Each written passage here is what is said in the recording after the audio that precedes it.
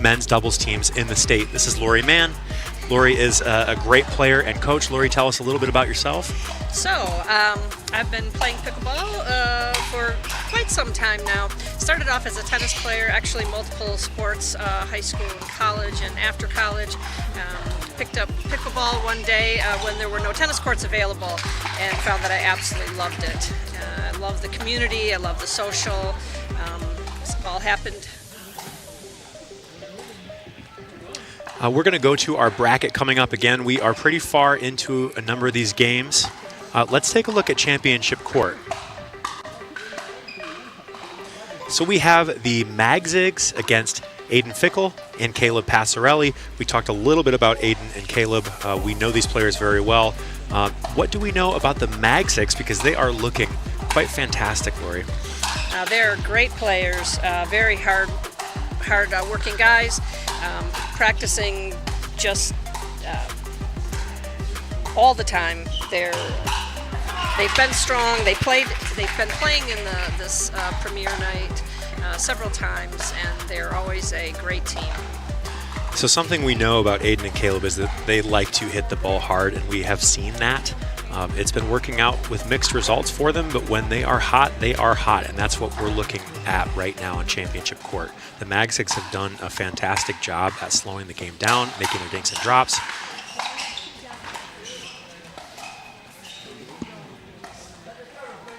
And that's just kind of what we've seen from that game, isn't it, Lori? Just these guys have so much fire, the 10 seed do. Yes. But it's about slowing it down. Yes. The Magzigs are a lot more about control. Although Aiden and Caleb do have great control, they really like to just really pound the ball. But their resets are looking good right now.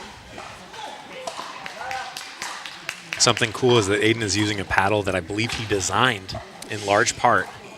Yes, he actually is a student at Hope College studying engineering, and he is going to be working with Revlin in their research and development.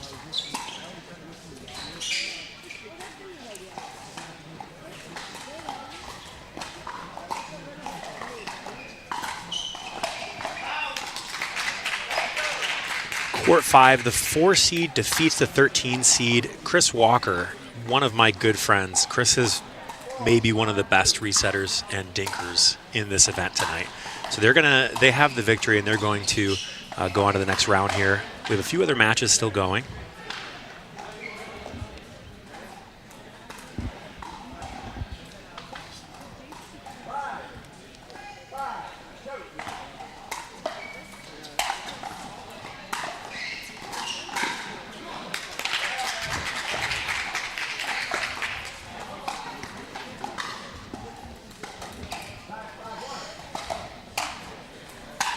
On court 2, we have Jack Bellinger and Steve Zanders, a couple of strong local guys.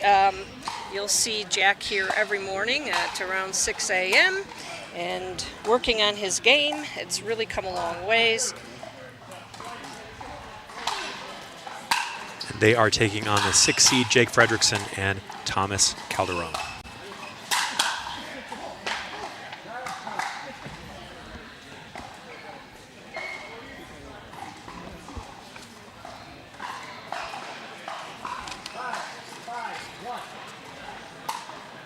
Jake and Tommy up 8-0.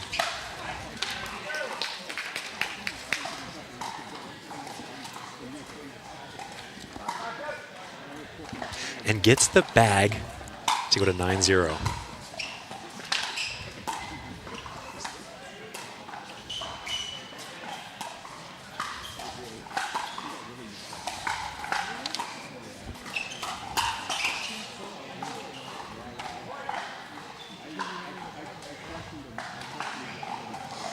Tough day for Steve and Jack.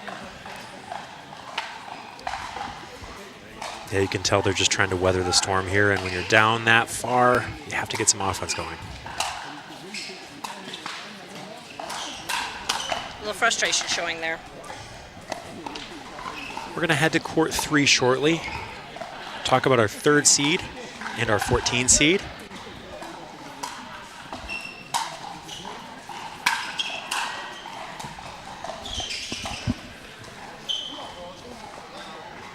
So we have Surgeon Alameda. Surgeon is from the east side of the state. Actually, he's originally from Chile. He was a tennis player at University of Toledo and really loves the game of pickleball.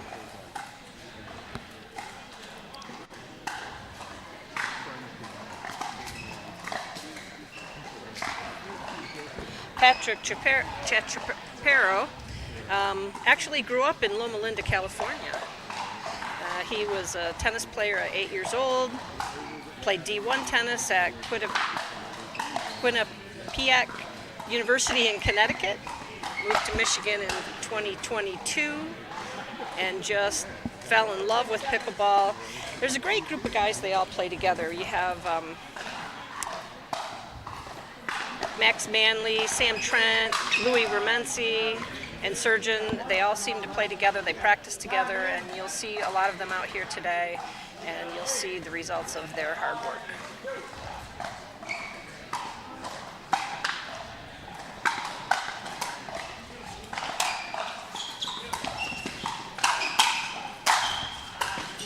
What a finish by the 6 seed over the 11 seed. You can hear the applause. Fantastic finish.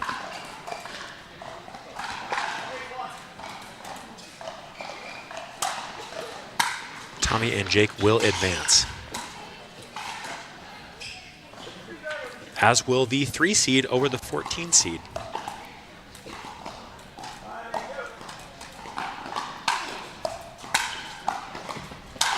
We have another match starting on court 5, the 8 seed versus the 9 seed.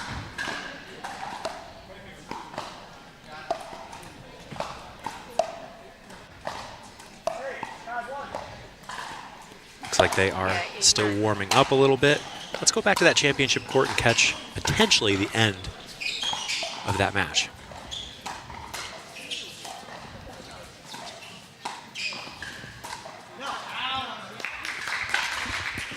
We have some winner interviews.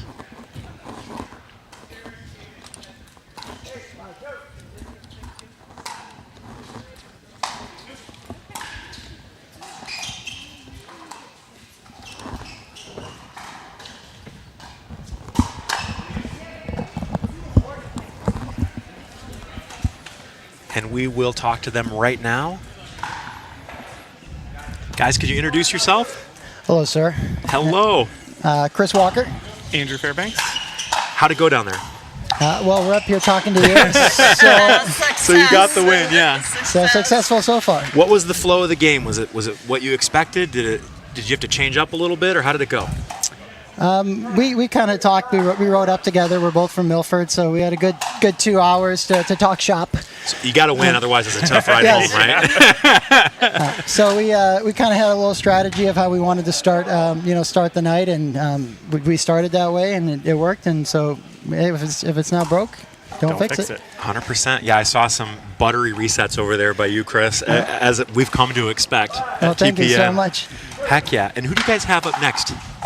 I believe the winner of the 5 and 12 game. Okay. So I think they're getting ready on court 2, it looks like. Wonderful. Well, awesome. Thank you for joining us, and looking forward to seeing your next match. Sounds good. Thank you. Thanks for having us. Congratulations on your first win. Appreciate Thank it. you. Hi, Mom. Chris with a shout out to his mother. We love his mother. She comes and watches a lot of these TPNs, and she has really good strategy advice for Chris sometimes too, and does nitpick his shots a little bit at times. We're back on championship court. The Magsigs have the chance to win this in advance. They're really showing great control. Beautiful resets, patience. Just like you said. Great Ernie to finish the match there. Game point and match point. Well done. When you come out against a team like Aiden and Caleb and you know they're going to hit hard, you hit hard too, Lori, so maybe I'm asking the wrong person, but what are you looking for if you place two people like that who like to hit hard right away? What are you looking to do? What I really like to do is force them to change up their game. It's not so hard to give them a ball that they're going to want to drive. So you set them up for what they want to do, and then you move in, slow the ball down, and make them control it. It's very hard. The longer you can make them control, the less patient they get. That's what we saw. Yeah. We have another winners interview shortly, so give us a few seconds and we will show you 2 great players who are advancing.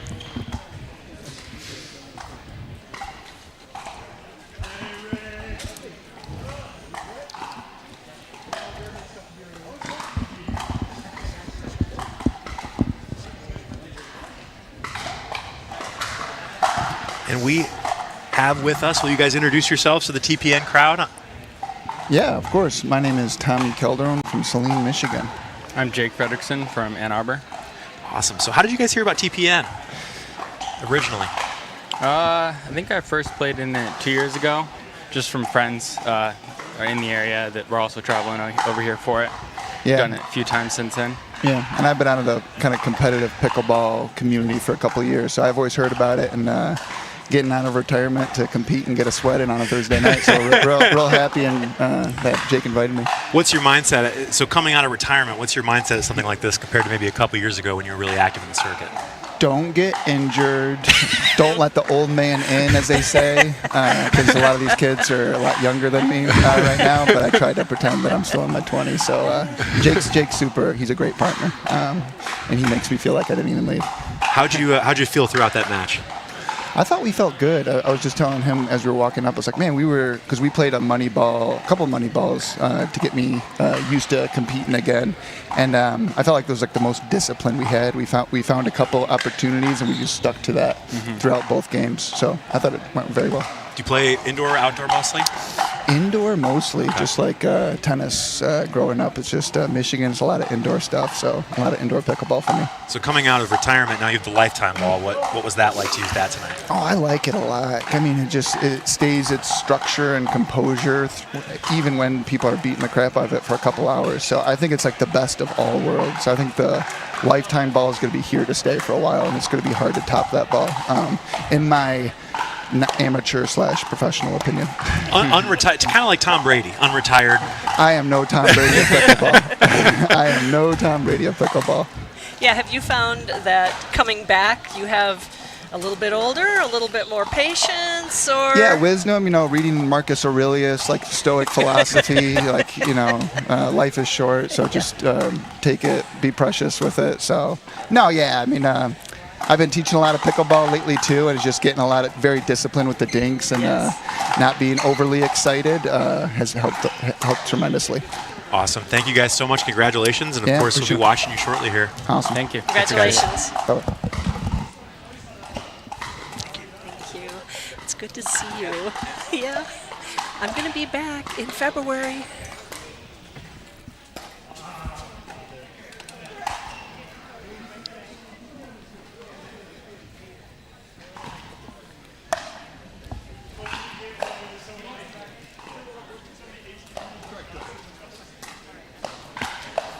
Okay, so on court 5, we have a couple players we're less familiar with, and we have a couple players that we're more familiar with.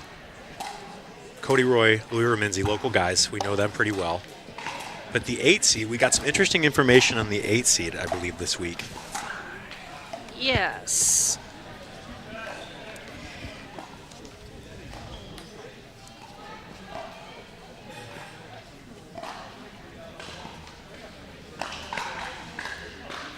So we have Kenta Hirakawa, whose name is Japanese, if you're wondering. He started pickleball in Kalamazoo about 3 to 4 years ago. His friends' parents had visited, and they were here to play, and he started playing with them and fell in love with it. And his favorite thing is the friendliness on the pickleball community. He played tennis through high school, moved to Novi, and the great thing about pickleball is that he and his parents, now that they've learned how to play weekly as a family gathering.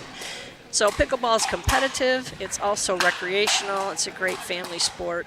So we're out here seeing what the hard work can do at the top of the line, and also that families can get together and do this as a family activity. I love this. I get to play with my family. You have to get your son on the pickleball court, Sam. I know. He's too busy getting his doctorate and playing music, so. That's fair. Yeah. I've known Sam for quite a while. So, Sam, if you're watching, we got to get you on a pickleball court. His mom would love it. Let's go back to our match. Oh, so we have another match coming up. Actually, already started. The 2 seed versus the 15 seed. There was a play-in between 4 teams to get 2 spots. Alec Timmerman and I believe Luke Helm, right? Yes. They won one of those spots. Alec Timmerman is nothing short of a legend in West Michigan pickleball. He was one of the early adopters, and I'm sure you've played with him a number of times. Have played with him a lot of times, and he's a great player. He's incredibly athletic, and on top of that, he's just a really nice guy. He is. He'll do your floors, too. Yes, he will. And he'll do a great job. Yeah.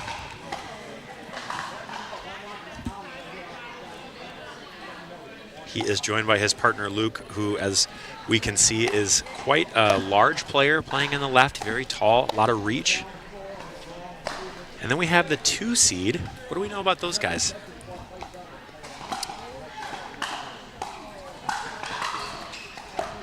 So Joe Stafford from Livonia, Michigan. He's a 5.379 duper. Also an excellent player. And Sam Trent, also from the east side of the state, from Rochester Hills. Sam is a software engineer, graduate of Purdue University.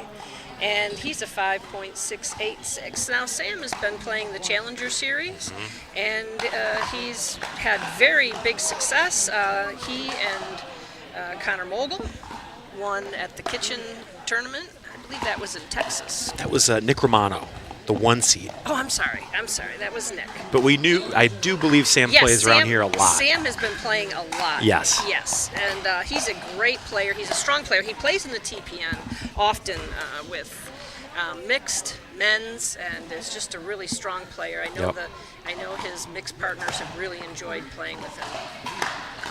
So those games are in process right now. Court 5, the 8 seed from out of town, currently 8-0 against Cody and Louie. We're also going to come back to championship court here soon because the 1 seed has made an appearance. That's Nick Romano and Jace Landier.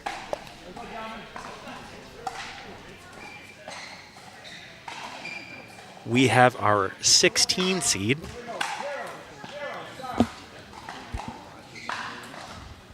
And again, there was a play-in for that final seeding.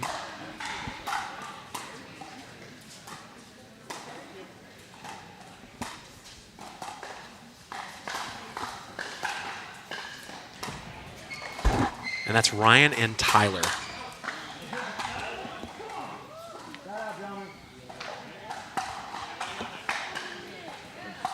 So I've actually played Tyler, and again, his duper's a little lower than a lot of the guys here at a 4.79. This guy plays a lot bigger and stronger than your typical 4.7, 4.8 player.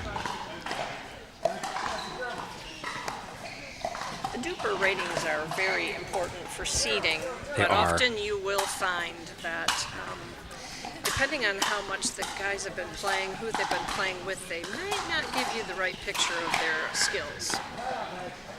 Oftentimes the duper score isn't commensurate with the actual playing abilities.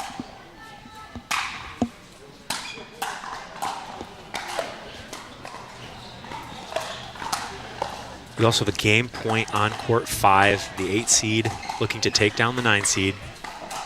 Again, 2 players we were a little less familiar with, but it looks like there's a possibility they could advance, and we will learn more about their play style.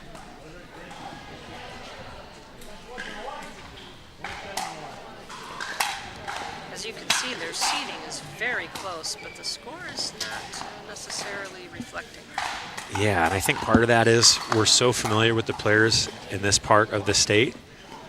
Sometimes it can be a little harder to seed guys from out of town because obviously we don't get to see them every week. It's also possible maybe they're just playing tremendously today. Yes. They are, obviously. Yes. Oftentimes it can take a matchup in the game to determine what you need to do, how to change your game, make adjustments. So let's see what they can show us. Yeah, and the other thing too is different areas play differently. Absolutely. So that was game point. and we'll let them get a little break, let them talk it over and see what they can come up with for a new strategy. So I'm going to take a look at the championship court, and then we're going to go after a little bit to court 2.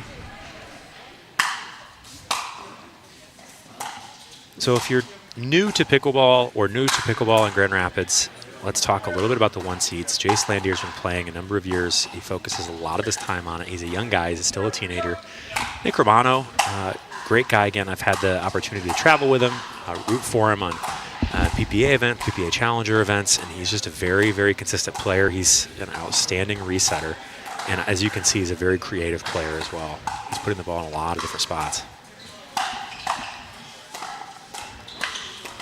And Nick is from the Spring Arbor clientele. There's a group of Spring Arbor players that are incredibly strong. Nick is a top 10 seed in the Challenger Series.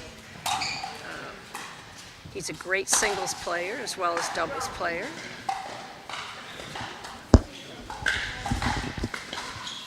So if you're the 16 seed coming in against the 1 seed, we'll talk a little bit about it after this point, but I want to hear your thoughts on what your strategy is and where you are mentally in this situation. Well, I think there's 2 ways to look at it. One, you really have nothing to lose. They just came through the seeding process. They had a win there. They had a good win there against a couple of strong players. And they're just going to have to settle into their game and see how it matches up. I'm sure they're a little nervous.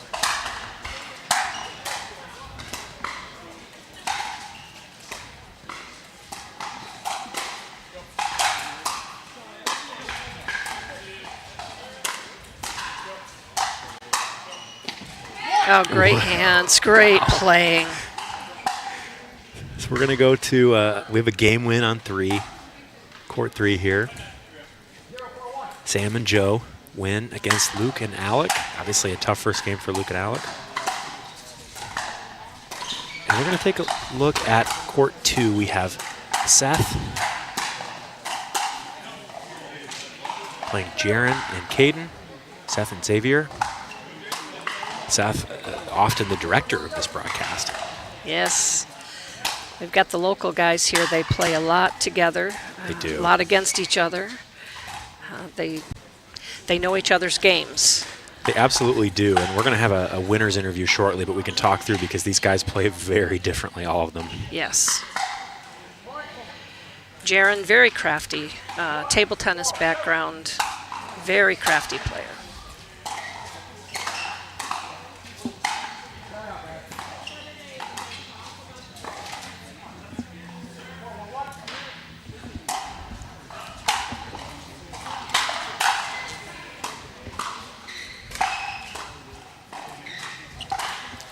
How we doing? Hi there. Okay, I want to know which one of you is which. I'm Bailey. Bailey. Okay. All right, we have some more winners here. Hello, guys. Can you introduce yourselves? We're going to need some help on this one. Oh, yeah. Ben and Bailey Maxig. We're from East Lansing, Michigan. Yeah. How'd you guys meet? We actually grew up together. So. Oh, okay. Really? Wow, that's amazing. Yeah. Oh, yeah.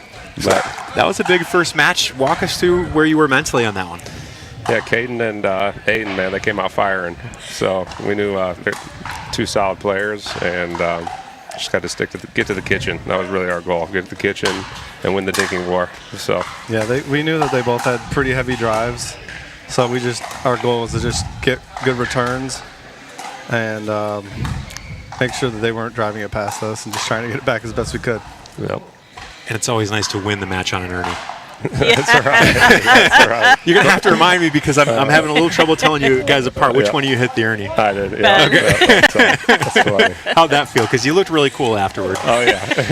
Yeah. Like it was no big deal to do that all It's the time. always fun taking an Ernie, yep. So fun to win a match on it, too. Awesome, guys. Well, Well, thank you for coming up, and Yep. looking forward to seeing your next match. Awesome. Thank you. Thank you.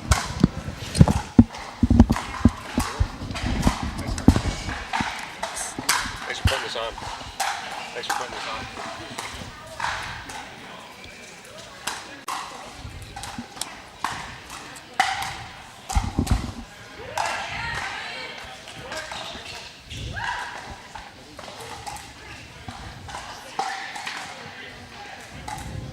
Okay, so we're going to look again at center court, and then we're going to take a look at court 2 again. But center court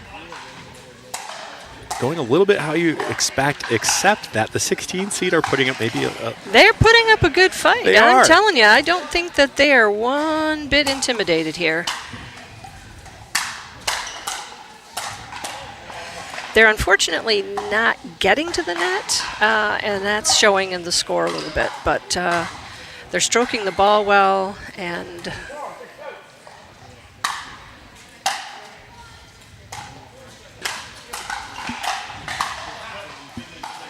they're defending quite well. They're really getting attacked, but they're staying right in there.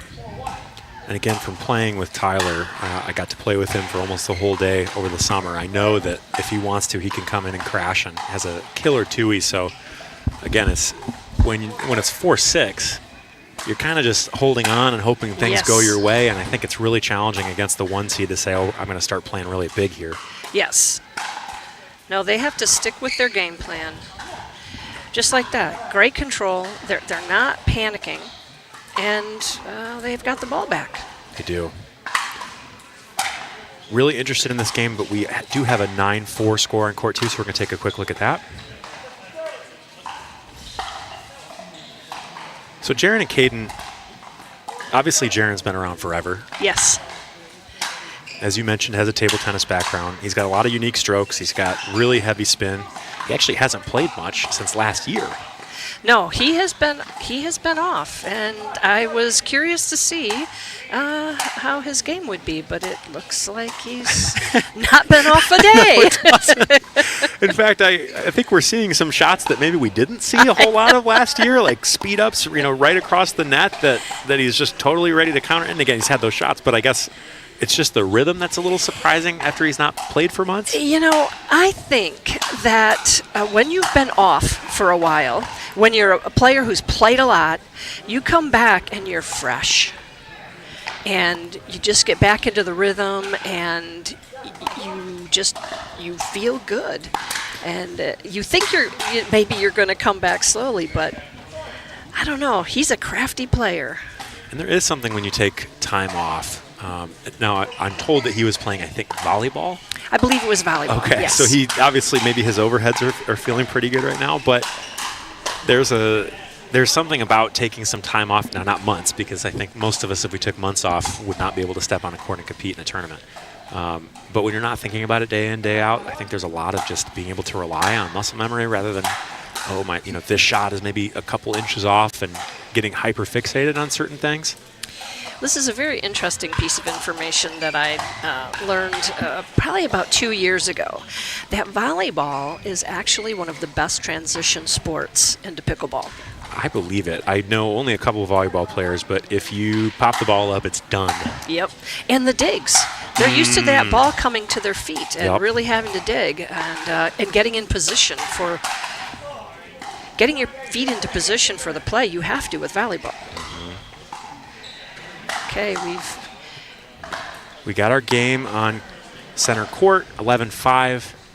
I have a feeling we're going to see some very different shots from the 16 seed, only because now you have to loosen up and you have to play hard, because you can survive, you can score points, that you can keep the ball in play, and got to do something at this point. Let's go to court 2 here.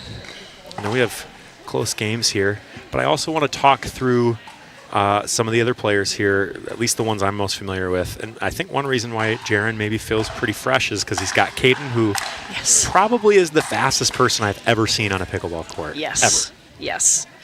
He is fast. He's fearless. And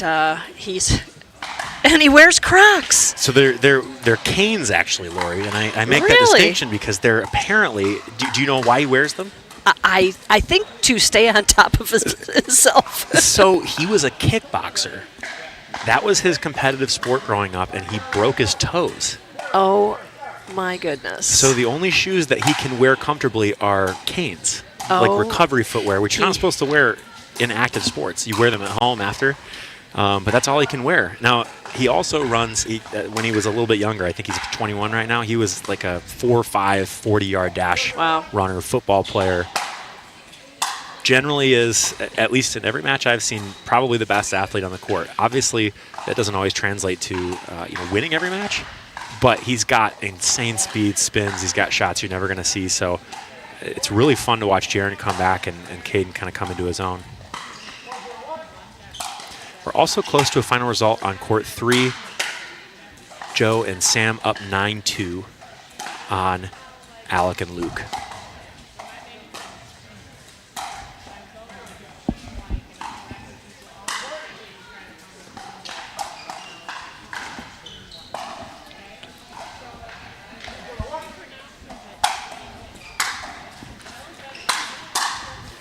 I know there's some frustration there. We have court 3, Stafford and Trent has finished the match between Helm and Timmerman. They showed why they're number 2. From a purely seeding focused perspective, maybe that's a result you expect. I think we know how good Alec and Luke are, so those guys, if it's a day for them, then they can win a lot of matches. You never know how to play in on seeding felt, and it's tough. Again, we had a play-in 4 teams. 2 made it and got into the tournament tonight. Yeah, they got a couple extra games in at the beginning, got warmed up, and but it is tough. The 2 seeds are really great. So let's take a look at court 5. Again, we had an 11-1 first game, 8 seed over the 9 seed. Our out-of-towners took the first game, and they are up 9-2, very close to advancing. Now, there's not a lot of urgency. If you look at their body language, No. They're just hanging out, playing their game.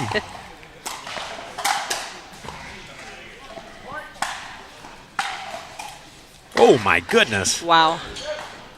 That was amazing. I believe that's Kento, and you don't see a lot of inside-out speed-ups like that.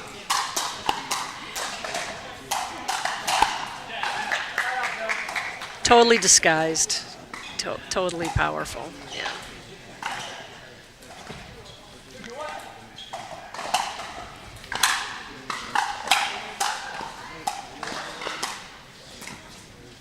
Rips it Great from shot. midcourt. Great shot. Good crowd here tonight. TPN is a really special event. Also, we've talked about a lot of different players have gone on to do awesome things outside of this event. Like Connor Mogul just got signed by the PPA. Absolutely. Got his first, not his first, but got his first victory as a signed player. Yes. Not his first victory in the PPA, but he got his first victory as a signed player. Advanced to the round of 32. Had a really good game against Augie Guh and Connor Garnett. Awesome. Expecting a lot of things from him. Again, hard worker. Practicing all the time. Every time I come to the courts, I see him out there working on his game. Folks, that drilling just is going to up your game. If you want to get better, that is it. Yep. Really good two-way counter there by Cody Roy.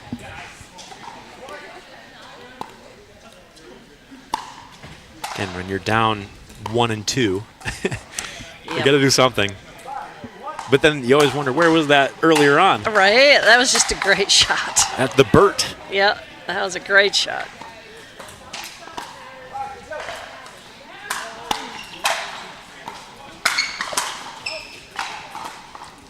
Some wicked counters by Swan and Hirakawa. And maybe you can tell me a little bit more, but it does feel like you go to different cities and there are different shots and slightly different patterns that people develop. Yeah, I think I travel a lot, and everywhere you go, the game is a little bit different. There's people playing the control game. If everybody's playing the control game, you kind of play the control game. If you have big hitters, you play the hitting game. That's each location is kind of it does have their own culture, their so to culture. speak. Yes, their own culture. Looking at all our matches, center court, we have not seen the 16 seed really unleash themselves. Again, kind of playing a little bit of a survival game. I know at least that Tyler in the white wants to play more of an aggressive power game, but it's just mentally, it's tough. They are getting to the net better. They are, yeah. I mean, which is really, really positive for them. Yep, it is. And there's just communication issues. We just saw a missed middle ball here. Of course, now we're back on court 5. And now it's 10-6. They've woken up a little bit. Whoa! Excellent. And perhaps the nonchalant demeanor of the out-of-towners worked against them a little Yes. bit. We also have a winner's interview coming up shortly here.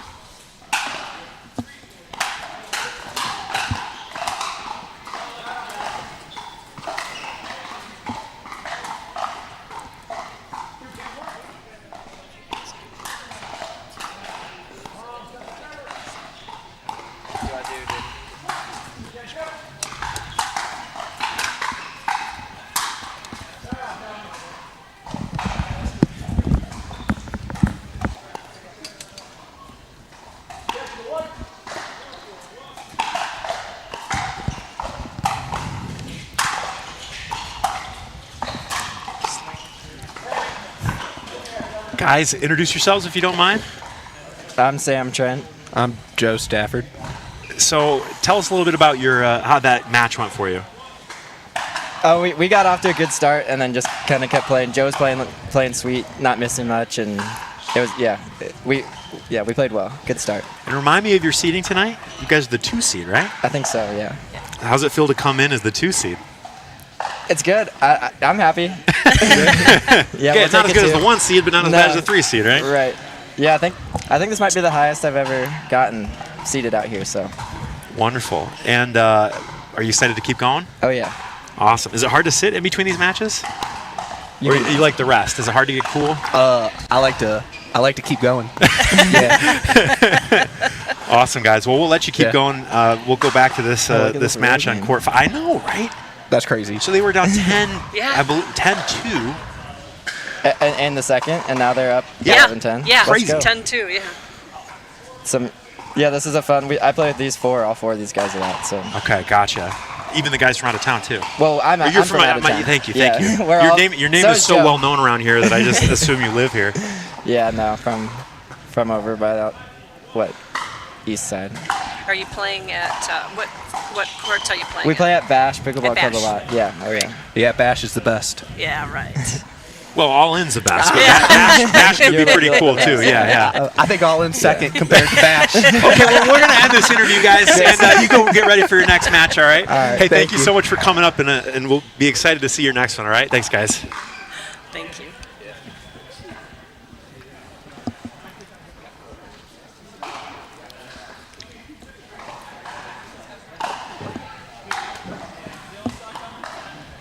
Okay, so 11-11, what the heck happened? Crazy. They came alive. They did. Well, we know they have it, and it's an 8 and 9 Right. matchup. It should be a really close game. And I think there was just maybe a little tension, or they couldn't find their strategy. But Maybe when you don't. Oh, that's tough. Yeah, that's a Aye, hard aye, way to aye. end a match for Cody. That's a bizarre match right that there. is, they I- just came back strong. Well, these guys have it, right? They're Yeah. great players. They're skilled. Sometimes it's just a matter of reading that other team and It is, and maybe when you don't know your opponent as well, it sounds like maybe those guys have played together, but you just never know. I think the Burt really brought them alive. Yes. What a great run they had, and see, Jaron, I love seeing him smile at a miss because in the old days, before Jaron was primarily a volleyball player, I say that facetiously. You'd get a lot of frustration, on a missed shot, but he's just having fun. I've been watching Jaron for a long time. Yeah, tell me about. And yeah, when Jaron has fun, he plays out of his mind. that's what I'm seeing right here. And when he's not having fun, he just, people tense up. And Yes. it's not the same game. Yep. I think getting away a little bit has been good for him. I am seeing a lot of happiness out there. Me too.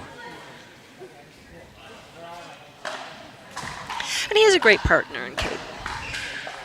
He is, and these guys played together a while ago, and they had some really deep TPN runs. I remember seeing a fantastic one, I believe, last year, where they played against Casey Collin and Connor Mogul. I believe it was Casey and Connor Yes. that time. Yes. And they're fantastic competitors, and again, Jaron and Caden, both great athletes, little different ways. Yeah, very. Obviously, different sports that they played growing up, but I'm really excited to see this partnership, especially with what looks like a renewed Jaron. Yes. Court 3, we have our next match, the 3 seed versus the 6 seed.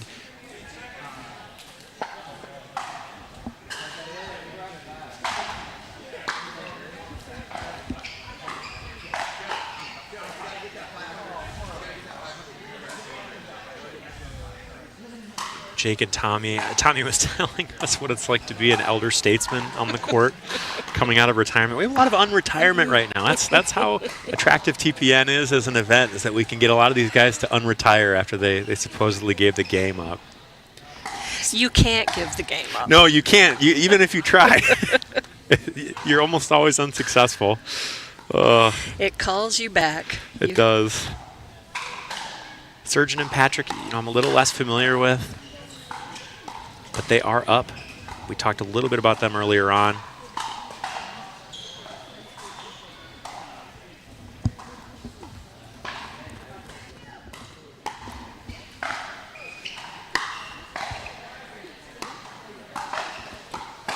Jaron and Caden up 8-5 here.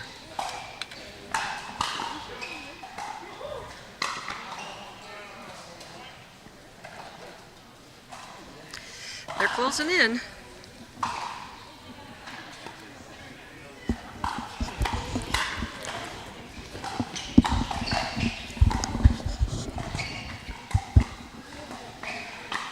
Let's take a look at court 2 here.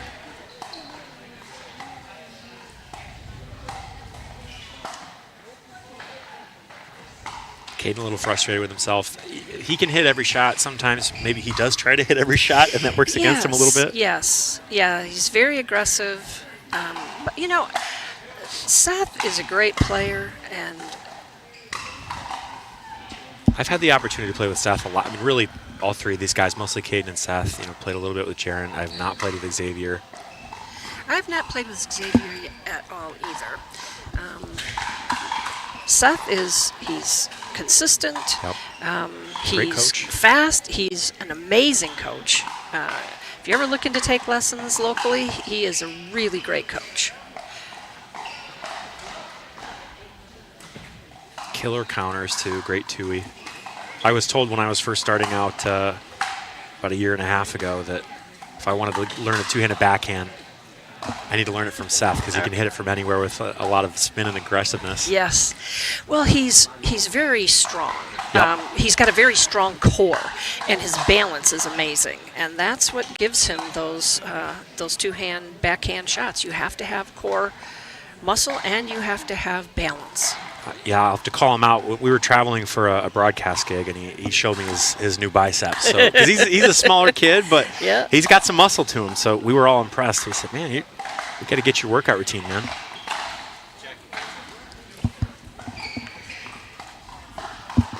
We have another interview coming up with some winners, Jack and Kento.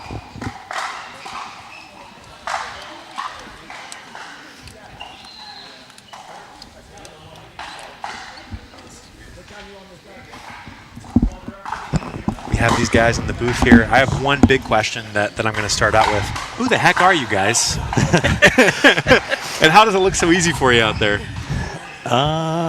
We're from the east side of the states. We played a couple of tournaments together, so we move pretty well, I think, on the court.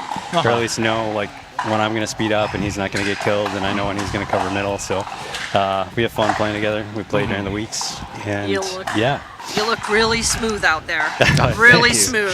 Thanks. It was getting kind of edgy there in that second game, but happy to pull it out. You had 10-1 to down 11-10. What was going through your minds at that point? Well, we just need to stay calm, cool, collected. We need some timeout to stop the momentum. Just need to slow it down because they were being very aggressive against us and seemed to work out at the end. So I have a question for Kento, correct? Yes. I have a question for you. Can you teach the viewers at home the inside-out? Was that a backhand counter inside out from the right side, I think? Oh, I think it was He does the a forehand. forehand. Oh, Was it yeah, a you forehand held counter? off. I kind And of you, act like I'm hitting it middle, but then hit it late, so it kind of goes inside out. how do you do that? You guys kind of hit it on the outside I palm. can't do and- that, guys. Yeah.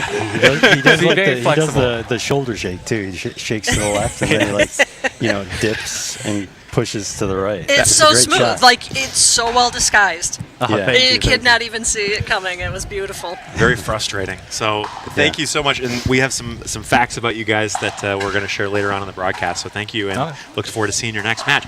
I'd love to see other tricks that maybe the viewers at home could learn. So if you have, I don't know. Do a flip on this next one? I can't tell if you're joking. Yeah, no, none of that. But we'll try and pull off another good one, hopefully. Awesome, guys. All right, good luck. Thank you so much.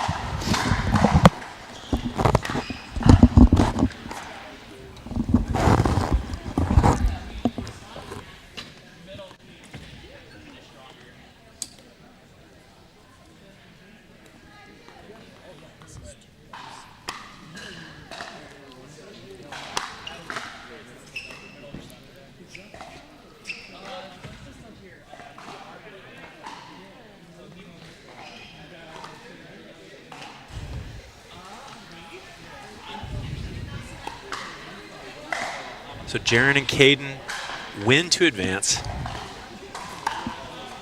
Looking as loose and as free as ever. Oh, Love yeah. to see it. We have 5-8 on court 3.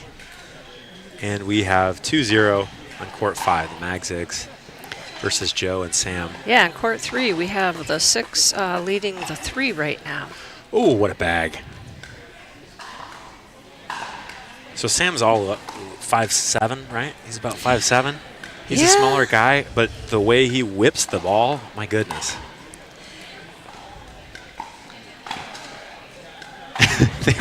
They tried to go back for a second bag at the same spot on one of the brothers. Oh, man.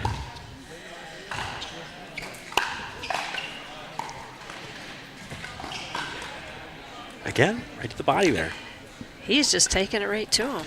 Yeah. I think he's finding success, so. So maybe what we saw with Aiden and Caleb was they're trying to hit winners down the line and in the middle, and Sam and Joe are saying we're going to just Go right tag at them. you for Yep. most of these shots.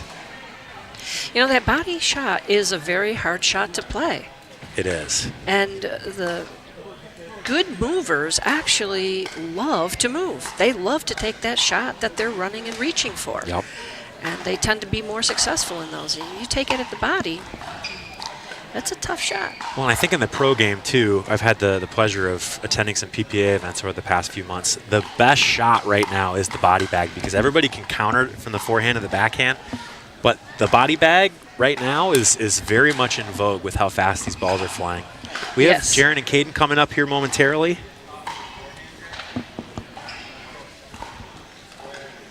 Michigan's best volleyball player currently, Jaron Fultonowski. Only because the best one in the country or in Michigan left me, but who was that? Doc. Yeah, Doc. Oh, Doc. It's amazing. That dude is Let's come in a little bit here. absolutely insane at volleyball. So you've been playing volleyball more than pickleball? Oh yeah. So Doc is the one that took you away from pickleball, is it? No, I mean I've been playing kind of volleyball off and on before Doc, but he got me more formally trained. So it's a lot better when you're playing at a higher level when you're like lower level, right? So get into a little bit of a proficient as skill set, I guess. So how'd that match feel for you guys? Going against some familiar faces, right? Yeah, it felt good. Yep. I was like, is there more? These are our more verbose interview subjects. Yeah, guys, we don't have much time, so you're going to have to cut these answers a little short, okay? No, they're obviously a very good team. Quick, really good hands. So mainly just trying to build the point, find some patterns that worked. We were able to do that a little bit, and then capitalize on anything high. And that's pretty much all there is to pickleball. Hit it to where they're not. Just like that. Just like you that. heard it, guys. That's all there is. So yeah, if you want to play pickleball, that's high level strategy. Well, you guys looked really calm and collected out there. You looked very like you were having a good time and very relaxed. So clearly you were confident in your strategy and felt like you were accomplishing what you came out to do. It's easy with him next. Yeah, I was just trying to not die out there. I haven't had this much cardio since November. So well, you're old. I'm trying to hold now, my Yeah, 30. Oh man. So yeah, How'd trying that to just happen? stay composed so I can save my energy. So I might get a little fired up later, but So you have Chris and Andrew next. Chris Walker, Andrew Fairbanks. How do you feel like you match up against them? oh, I'm gonna bring the fire. Let's go, Chris. It's on. Okay, yeah, I'm gonna amped up now. I love it. Caden, what's the most athletic shot you've hit today? I'm actually not moving as well today. I sprained my ankle like 7 days ago. So you're only running like a 4.6 now? Probably. Not a 4.4? Yeah, probably. Okay, gotcha. But yeah, so it's lateral movement's a little tough, but But you can I'm still staying jump. in it. I saw some jump in there. Yeah, prefer not to, but Well, there's no Toradol at All In, so he's just got to play through it here. Yeah, I haven't played Andrew in a couple years, so it'll be interesting to see how that matches up. I know he has really good backhand, really tall, athletic. So, Yeah. and Chris obviously is very known for his energy in Michigan. So He is, and he's got some killer resets and things going right now Yep. too. So I'm excited to see this matchup. that'll be a good one. Are you playing MPL this year? Michigan Pickleball League? I have no idea. I never got asked. So Okay, well, I'm a maybe free if you agent. transition back I'm a from free volleyball agent. into pickleball, you should look at sticking around in this pickleball thing, Maybe. man. Hey, I might come out of retirement if I get asked to play. Yeah. Awesome, guys. Thank you so much. All right, appreciate Thank you, it. guys. Thank you.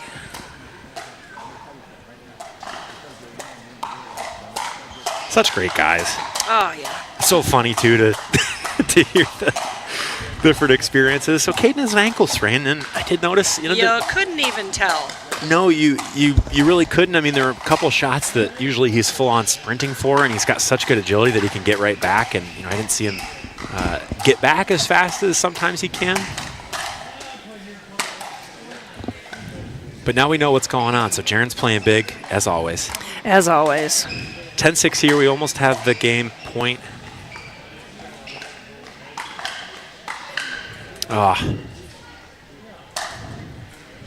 We're going to go to court 5, 8-0 here. So the Magzigs, who we discovered were excellent at neutralizing speed and power, Yes. are down 8-0 here. Both teams are playing a controlled game. They are, and maybe with that point we just saw, maybe they're figuring something out because it was go slow and controlled until you get an opportunity, and Sam pulled the trigger and it wasn't there. So maybe there's something figured out. We saw someone come back from 10-1 to 11-10. Yes, we did. So anything can happen here.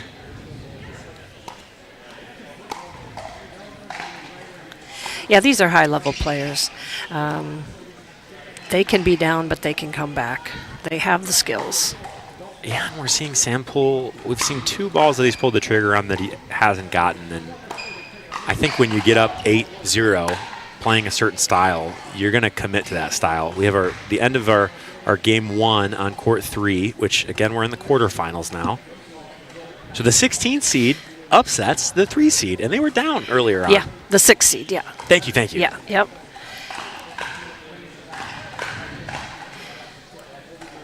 And like I said, the seeding can be interesting because these ratings can change depending on who you're playing with and how much you're playing, and sometimes the accuracy of them isn't so great because they haven't had enough games in. I mean, I'm looking at some of these guys who have not been playing that long. Yeah. I mean, 4.0 tournament 6 months ago, Right. and here they are tonight, right? Yeah. Yeah, aptitude and potential changes so much from person to person and also team to team. That's another tough thing about TPN is, let's say there are only so many players that are going to get seeded that are kind of at that level. And again, there are a number of them. But then a lot of them are taken. And so some of these guys have really established partnerships and some of them don't. Yes. Great hands from the Magzigs. Look at that Wow. point. What a point Wow. from the Magzigs.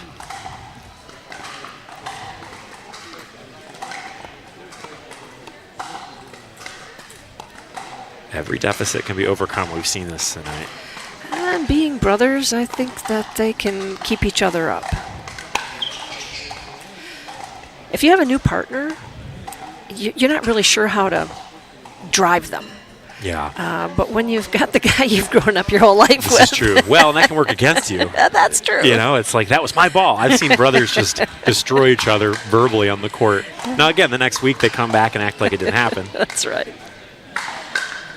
Sam playing really aggressive again, and he is frustrated with himself. Yeah. And that's tough because I always say dance with who brung ya. That's The right. old phrase. And if it's speed ups into the body, great. But if that ball is too low, then you're not going to have that. And then, you know, you get that opportunity, Yeah. and there it is. That's a great backhand roll. Yep.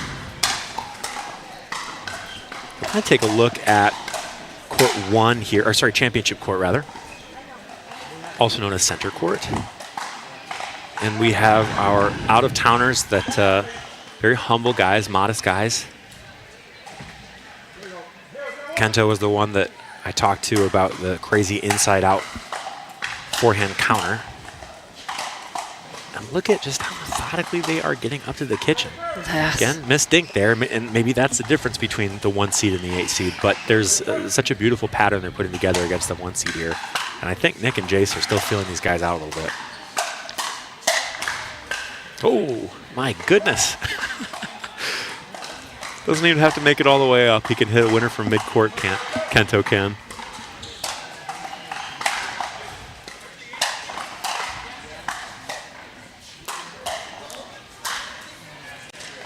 Power and finesse. Yeah, you cannot give that ball to Nick. No.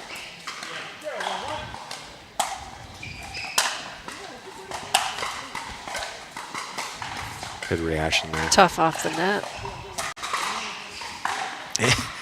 This kid's crafty. He is. He is. You can't see it coming. No, you really can't. Like, I'm wondering every time what the heck his shot's going to be.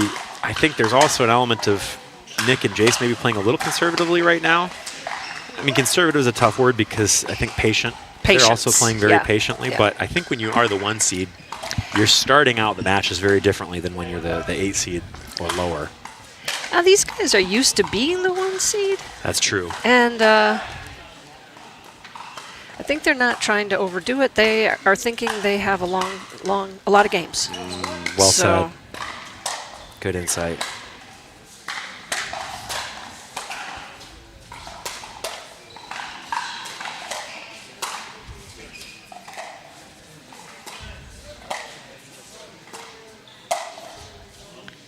Gets that He same spot does it on Nick. again. Yeah. There's no take back on that shot. There's no telegraphing. No, you know, it's a great shot, first of all. If you can hit the paddle side, shoulder, or hip, it's very difficult to play. You just can't get that paddle in there. Yep. And even if you do get the paddle in there, you'll get nothing on it, and they're going to be waiting to put it away. Do you think someone who sits more backhand is more susceptible to that forehand body bag? I do, especially not so much at the hip, but at the shoulder, because you just can't get your paddle up there. Yep. If you're sitting backhand, and you don't have time to lean away and switch to your forehand. But it's got to be the element of surprise, because these guys are very quick. They Their are. hands are incredibly quick. 1-3-1.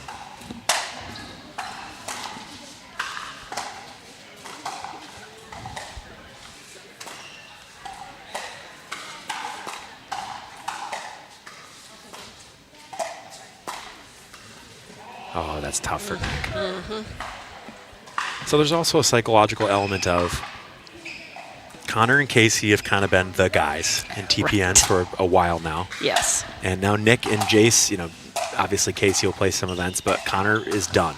Right. He's PPA only. Yep. So there's a bit of a vacuum in terms of what you might call the alpha persona. Yes. And when Casey's on the court, he's always going to take that because he's He going to is be the loudest guy. He is the alpha, And no he doubt backs it about up it. because he is just long and powerful. And so there's kind of a, you know, when you have new guys at the 1 seed, and I'm sure these guys have been seeded, you know, number 1 before, but Yeah. when you have consistent favorites like this, there's something to it. You don't want to come in and you want to come in and you want to look like the 1 seed, and that's such an important thing psychologically. Whereas you get lower seeds and they're going to hit it hard, they're going to bag you, and they have a lot less to lose. Well, and sometimes you underestimate the seeding. You know, you yep. see an 8 seed and you feel like, well, you know, we can save a little bit on this because when we get to the end, we want to have everything we can. Yep. But I don't think you can save on these two. No, you can't. I mean, they're too deceptive, and so there has to be a lot of mental energy in anticipating where the ball's going to go because it's just so hard to tell, especially off of Kento's paddle. I believe Kento's been only playing maybe 3 to 4 years. And it sounds like he played a lot of fun. He plays a lot of fun play. Interesting. And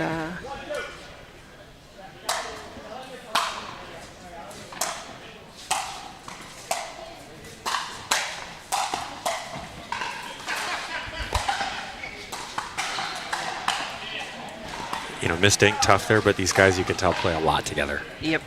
They're spacing. They're typically if someone runs off to one side, then there's a little bit of a panic from the other player. These guys know where each other's going to be, and they know what their limits are, what they can and can't do. What a two-way overhead counter hybrid shot! My goodness. Again, I don't like to favor one person in terms of he's commentary, playing great. but He's playing great. There's some things that you just don't see very often. So the thing about playing together with your partner is that not only do they know how to cover the court, they also know where that partner should be hitting the ball, and they can count on that going there. Yep. So they can move into a spot to cover it because they know what their partner's going to do. Absolutely, and especially if your partner, where they like to speed up, that's a big thing. Right. Because everybody speeds up different places, different rhythms. And if you know when and where that's going to come, then that's super helpful. Maybe a surprise to your opponent, but you can't be a surprise to your partner. Sometimes it's the opposite, and that's very challenging. Oh, the no look. Oh, my goodness. 2 no-look volleys in 1 point. Oh, that's crazy.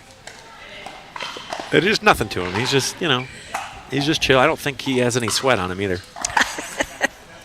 The no-look thing is crazy. You see more and more of that, I think, as the game progresses. Oh, yeah. Really strong compact drive, too.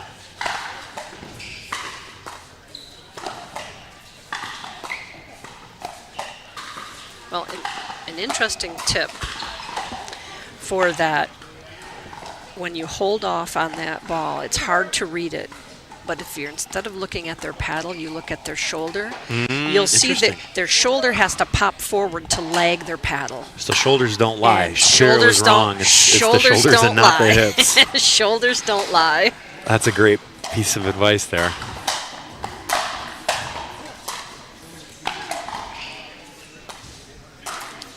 So I think Nick's saying, hey, we're the 1 seed for a reason. Yep. I think he's, it's time. Yeah, he doesn't like being down 4-6. Right. It's time.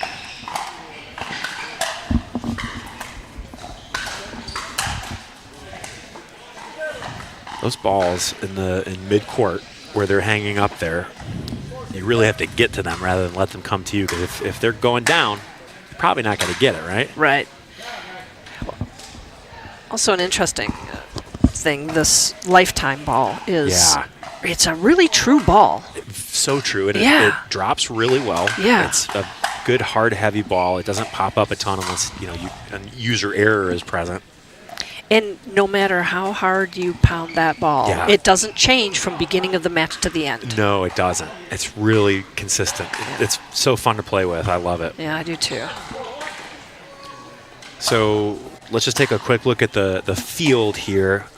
The match that is probably closest to ending is the 2 seed versus the 7 seed, the Magzigs, the brothers versus Joe and Sam, up 7-1. That's kind of what we have seen, but every once in a while we're seeing some missed shots from these guys, and we know that can turn at any moment. We have court 3, 6 seed versus 3 seed. That's a pretty close match. Very close. But the surprise is center court, 8-4. Yeah.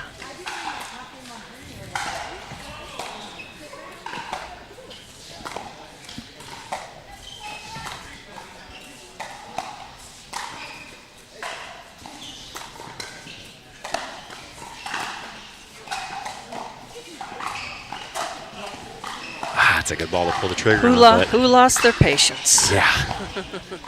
It was a great point, though. 4-8-1 here on center court. Let's take a look at center.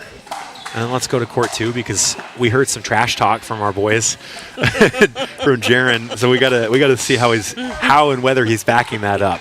It's neck and neck. What are you noticing in this 1 seed versus 8 seed match? Are you noticing where the ball's going?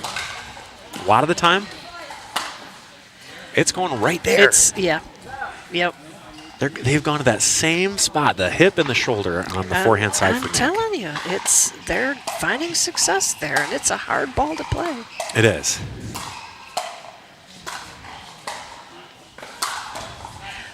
That's a good pattern. Nick's got so much control on his backhand. He can roll it, he can flick it, and he can go cross court, he can go down the line. Forehand, we haven't seen him hard counter a lower forehand yet. He's obviously, when he outstretches that arm, which is a really high-level shot, he does well. That's why it's surprising, actually, that they're catching him on that shoulder shot because he is so quick, but I think that it's so well disguised, he's just not seeing it coming. I think so, too, and I think he's probably just sitting backhand because that shot is so reliable for him. Mm-hmm. But Kento, playing the right side here, is just getting a really good opportunity to go directly at that spot. And again, we know that he's got these head fakes that you just don't generally see. Right. So, if you're someone who sits backhand, it takes a second to get to that forehand spot, and usually you're relying on some cue from the opponent. Now they're going at Jace, and it doesn't pay off for them. Nope. Let's take a look at court 2 here. Oh, and I missed court 3 finish. That was fast. That was a quick run there. The 3 seed beats. I'm sorry, we're going to a game 3. We're going to a game 3. We are going to a game 3. They beat them in the second game. The 3 seed wins over the 6 seed. So that's one to keep an eye on. We have 8-3 in the second game. Joe and Sam are up.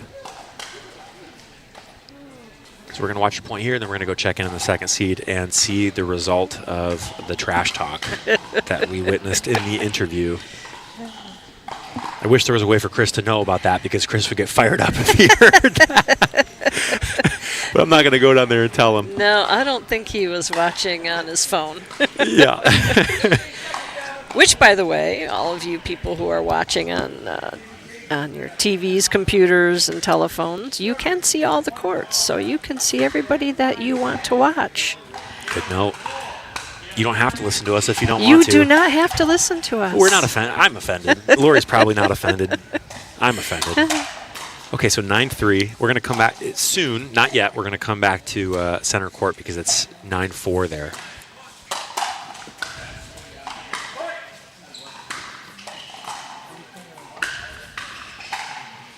Goes for the ATP there. Yeah. So Chris is one of my favorite guys. I love Chris. He's just such a good guy. If you get him fired up, sometimes Chris plays like he's going to reset every ball. He's going to dink every ball. He's going to drop every ball. And then sometimes if you get him going, he will drive and he will crash and he will ATP. And, I think he's at his best when he's kind of blending those two play styles. I love that dynamic game. Yep. And see, that's just a great ball. He takes advantage of probably Caden's ankle sprain there, puts it in a tough spot, forces the pop-up, and it goes out. Again, 4 great games here, guys. Right now, I'm taking a look at that court 2 here. So far, Jaron has backed his trash talk Yes, up. he has. But Andrew gets the better of them right there. And I've seen Chris, there was a Michigan Pickleball League tournament. Mm-hmm. And I believe he beat Casey twice. And they won. His team won. If I'm wrong, Casey, don't come after me. I'm sorry. But I think it was twice. I think it was mixed and men's. And so when he wants to take over, that's something he can very easily do. But he likes to play control and soft.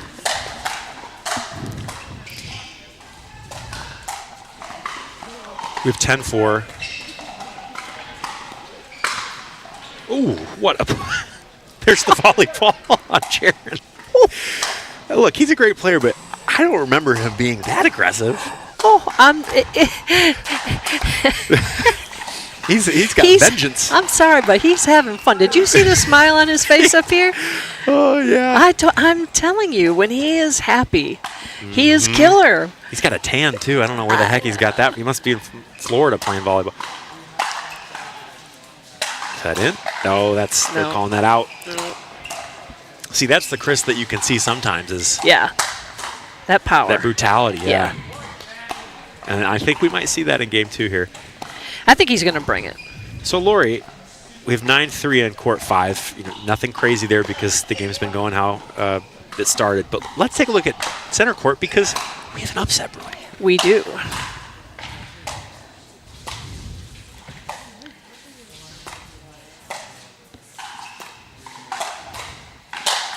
Same way, they've gotten almost all their points. Wow, They're dinking to Nick's backhand. Yep. He's sitting on it. He's getting really comfortable in the backhand, and they speed with the forehand. It's the same pattern. And, they're very quick at the net. So if that ball's up just slightly, they're putting it away. And they're setting it up. Yes. They're setting it up by those body shots, like I was saying. Yep. You can't get a good paddle on it, and bam, it's set up. And yep, and something they're noticing is because Nick sits backhand. I don't want to say he sits backhand. I would say he knows how good his backhand counter, roll, and flick are. Yes. And so he knows that he can put those balls anywhere. And so they're dinking to him 2 or 3 times. Yep. They're not really going to Jace as much. They're going to Jace in midcourt and on the baseline, but they're not going to Jace as much at the kitchen. And then they speed up to the body the same spot every time. I almost feel like they're trying to catch him even before he's getting up there, and maybe they're trying to keep him from having that powerful backhand roll. Interesting. Okay, so we have look at just some great games tonight. We have a game 3 on court 3. We have an upset in the first game on center court, 1 seed and the 8 seed. Yeah, I don't think they're going to sit back on this one. They can't afford to. Jason, Nick, no, I think they're going to. I think they're going to come out strong here. We did see Jace play the left on a couple of points. That is something that, right now it's cross court backhands to Nick's backhand, and that's how they're setting up this pattern. So maybe you put Jace on the left so that they take that away.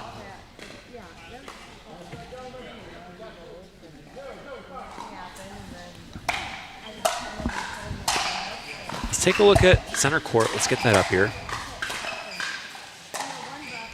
Zipporah Benting, our amazing director.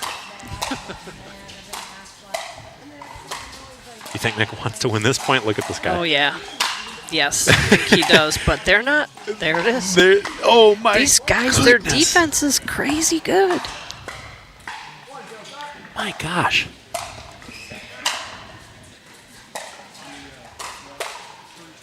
He gave it back to him, except on the other side. Yeah, right. Pickleball giveth and pickleball taketh away. That's right.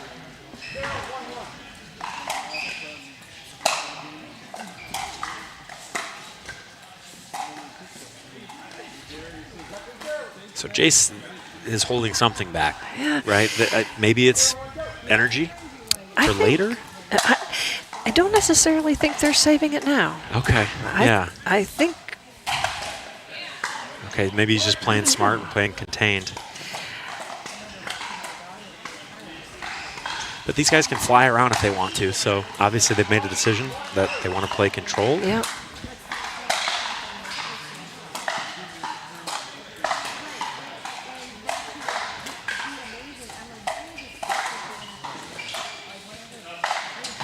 The return of serve is really good. It's so deep.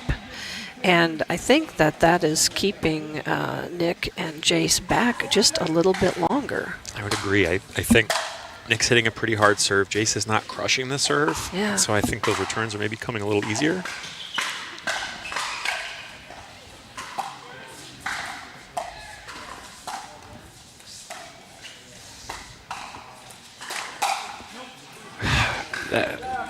These guys are playing such advanced patterns. Yeah. And it feels like, again, you can see it on TV, but looking at the court right here, the feel is very much these guys are in control. I totally agree with you on that. course, I say that, and then there's an ill-advised speed up that sails past the back. Not sails, it's about a foot out, but there's a bit of a test of like how much can we get away with, Right. What will they hit? What will they not hit? The better you are in your mechanics, the more you can start to think, okay, what shot is working and what isn't, rather than just playing, based on pure feel and reaction. These guys have their shots dialed down so much. I mean, we're going to a zone and they're going to a spot. It's true.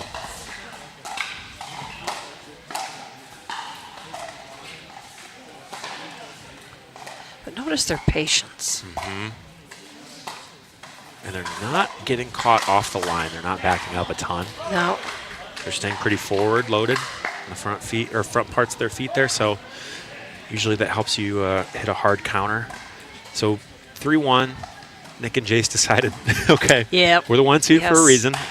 Let's take a look at, after this point, we're going to watch this, but then we're going to take a look at court 2.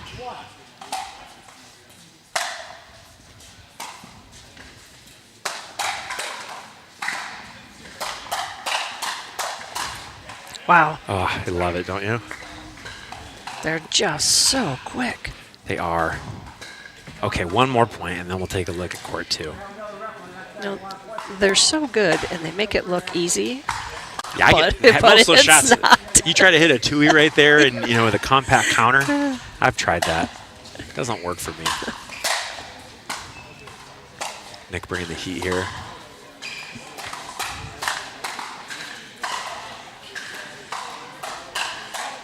Oh my goodness! Gets over the ball again. So quick.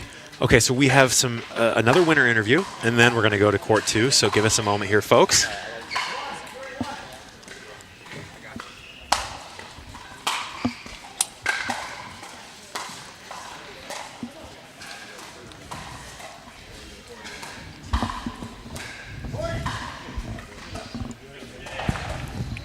Okay, guys, how did that one feel? We're going to get you on the camera right here in a moment. Oh, no worries. We don't need to be on camera. that first one felt the same. We started off really hot, and then we got a little complacent in the second, gave up something that we probably shouldn't have, but... I saw you throwing your hands up a couple times here. Yeah, I missed 4 balls in a row. You can watch, literally, I didn't make a ball for 4 in a row. Missed return. Those are commentators. Well, he missed the ball, but he's still up, and, they never really lost control of the match there. It was bad. Bad streaky there, but we fought through it. Joe played great the whole time. Solid. Solid, Joe. It's easy when you're playing with Sam. Yeah. So how'd this one feel compared to the first one? It was I feel like this game was kind of slow to start. Yeah. And then we kind of lulled a little bit, but then we picked it back up. So those guys like to slow the game down a lot, too. They do. Yeah, they do. They get a lot back too. So yeah, they're tough players to play against for sure. That's their style. Any adjustments you feel like you're going to make? I'm not saying you should, but just wondering. I think maybe we just clean up the middle a little bit more, and then we'll be good from there. Yeah. Gotcha. Awesome, guys. Thanks for coming up. Sure. I got to say hi to some people. Okay, go ahead. My grandparents are watching, so hey to them. And my neighbor Liz, I think, is watching too. So hey, Liz. Hope you see this. Hey, Liz and Sam's grandparents. Yeah. Thank you, guys. Awesome. Thank you. Thank you. Thank you, guys.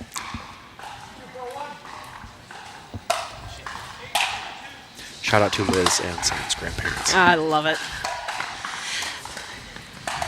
You know what's important. Yes.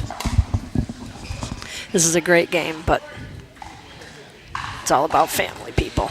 It is. And as hard as it is to get off this center court, we're going to watch this point, and then we are going to go to court 2. I know I've said that a few times, and this is just such good chess we're seeing right here.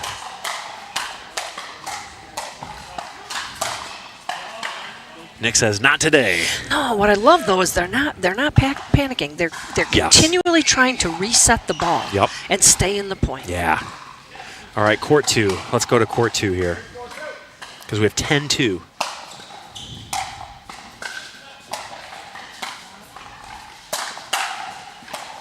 And that's match. Oh, that's the match. Well, the trash talk. I guess he knew what he was planning to do, didn't he? Whoa. Wow, Cody, you saved me. So we just had a ball fly into our second-story booth at Lori's face, and Cody rather, one-handed rather it right in cat-like front. reflexes, I caught the ball with one hand, despite looking at the screen and not the ball. So Oh, that was amazing. Thank you, Cody. You know, the athletes aren't just on the court here. There are two in the booth, guys. That's right. That's right. Ugh. Okay, 5-4 still. This is a great match. Okay, Jason on the left. Works out for them. Yeah, it got caught in the middle there on that low ball. Yeah. I think Jace took a little bit off, which of course then allowed it to drop, and that was a tough play. He's an athletic kid, but he's got really good touch, too. He sure does.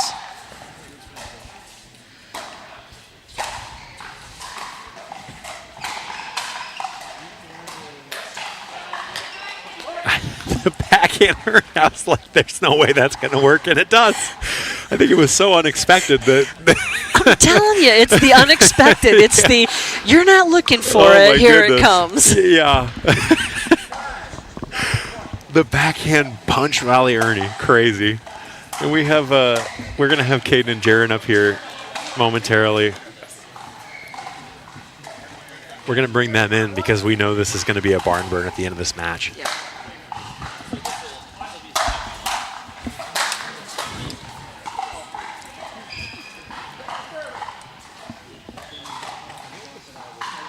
See, Jaron knows the program. He goes and gets the headset. You know, he grabs it. I don't even have to hand it to him. Not my first rodeo. So gentlemen, we're gonna wait. Let's crowd in here a little bit. We're gonna wait till this point's over, and then we'll get the camera up. Watch Nick and Jace go to work here. Ooh. So that's potential upset brewing there. Okay, yeah. Okay. I know Jack is a baller. I don't know who his partner is, but yeah. Kento. Kento. This kid, not a kid. He's a grown man, but everyone's a kid to me. I don't know why. But he's got these crazy inside-out volleys. So Totally disguised. you came up here and you talked trash. I did? Well, not trash, but you said you wanted Chris. You were gonna. Oh, yeah. So that's trash. And then You did. you won. Yeah. Yeah. He was very quiet. So, I mean, I wanted to get into him. Only Chris, though. Only Chris. Anyone else, I'll let it slide. But he didn't give me much this time. But No, he was dead silent. Yeah. Caden, how'd you feel out there? Felt good. And go on. Period. That's what the Gen Z kids say. Period. We won, so. So if you hit, so Caden has the only pro level tomahawk I've ever seen. And a tomahawk, Yeah. if you don't know, is when you how would you describe the shot? Show us. Bam. So instead of hitting a backhand, you take a forehand grip and you hit it basically forehand where you would hit a backhand, Exactly. right? Yes. And you score a lot of points on that. Have you hit one tonight yet? I don't think I've hit them, but not for a winner. So I don't count. They don't count unless it's a winner. So he's really scary because you can't tell where it's going to go. So we're looking out for the tomahawk. I did mention that on a broadcast a few weeks ago, so I'm looking for that. Don't blow the match just to make me happy to see the shots. All right. Tomahawk, okay. Yeah. One tomahawk when you're up 10-0. All right. Okay. Man, and we were saying are you tan right now? I'm you been not in Florida? No, I wish. You been in a tanning bed or something? Nope, nothing. Not all of it. I'm going to Florida tomorrow for a couple weeks, so that'll definitely help me. Volleyball? Yeah. No more pickleball. No, I have 3 camps with Level Up over in Florida. You have 3 what? Level Up camps. Oh, So fun. camps for Level Yeah, Up. excellent. Yeah. So I'm Excellent. one of the teaching pros for Level Up pickleball camp. So I'm Heck yeah. kind of on a working vacation starting Yes. tomorrow. So Wonderful. you might pay for your trip tonight. Oh, maybe that would be nice. That would be very nice. Sport bachelor. Awesome, guys. Thank you so much. We're going to go back to center court because actually we don't have center court, but we're going to go back to center court in a little bit because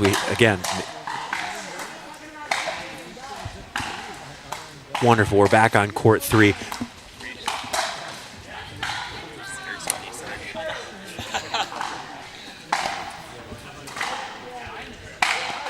Look at this game 3. Almedo and Cachapero up against Fredrickson and Calderon.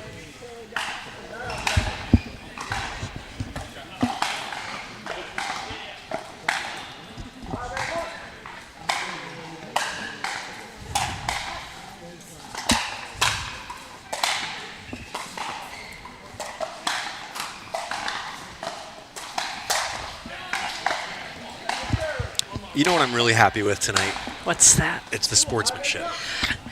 It is one of the things I love the most about pickleball.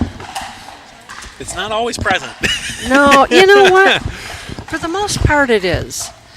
I see guys make calls, solid calls.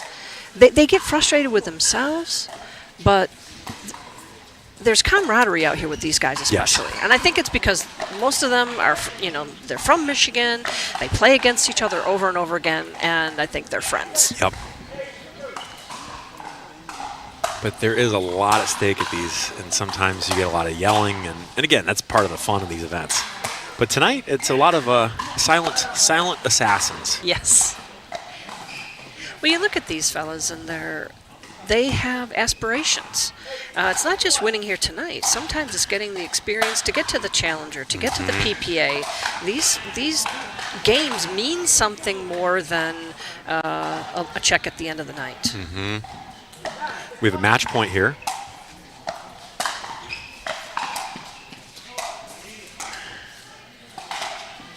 And the 3 seed beats the 6 seed. Wow. Yep, that's... 6 seed had a good first match. Good first game. They did. Now we're back. 9-6. So Nick and Jace can force a game 3 here, playing a lot more aggressively.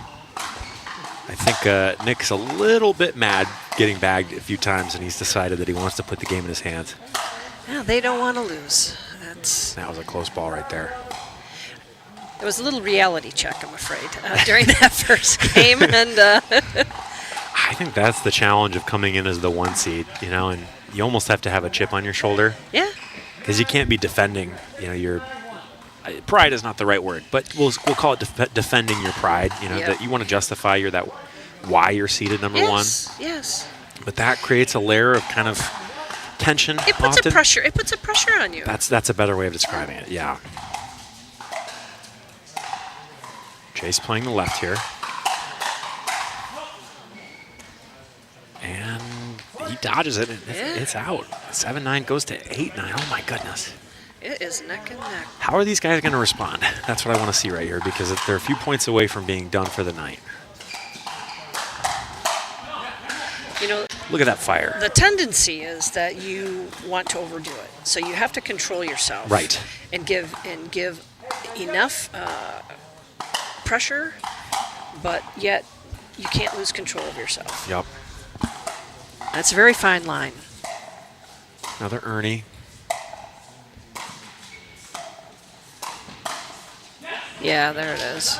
Kind of the That's Ernie a nice king shot. right now. Yeah. I think he kind of is getting the idea of where he's going now. Mm-hmm. And I think he's looking for that hold. If he does hold it and go down the line, he is going to really put that away.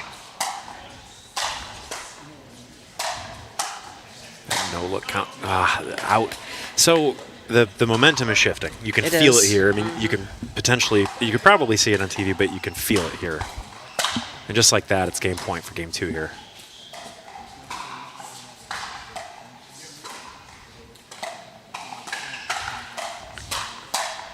Wow.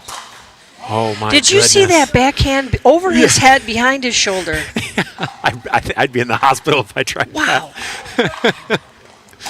I love it.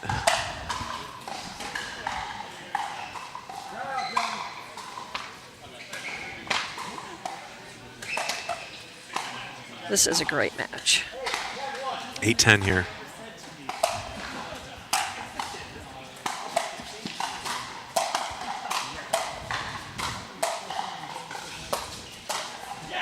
Great ball cross court, that's a great disguised shot. there.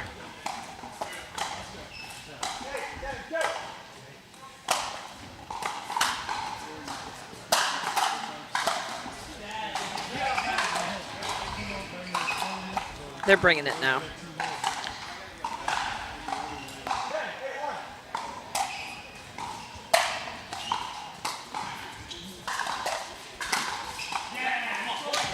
Oh, and he got it. Wow. Yep. Okay, so momentum back on the 1 seed. Yeah, there was a momentum shift. Yeah.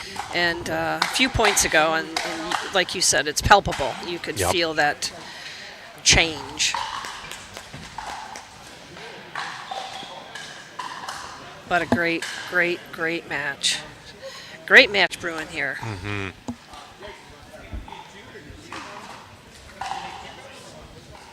And I think, so there was an energy shift.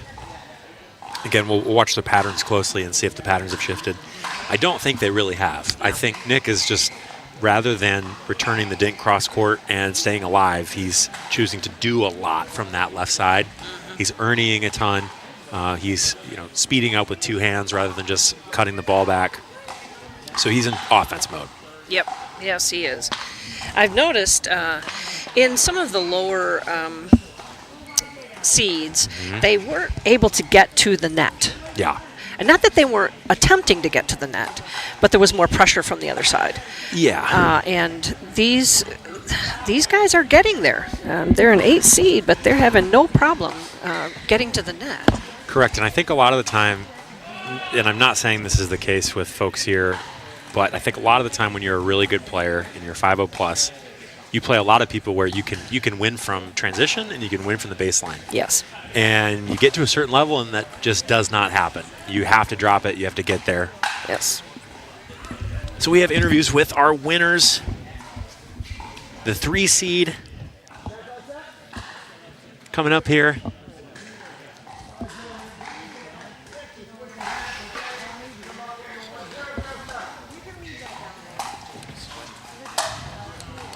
Hi.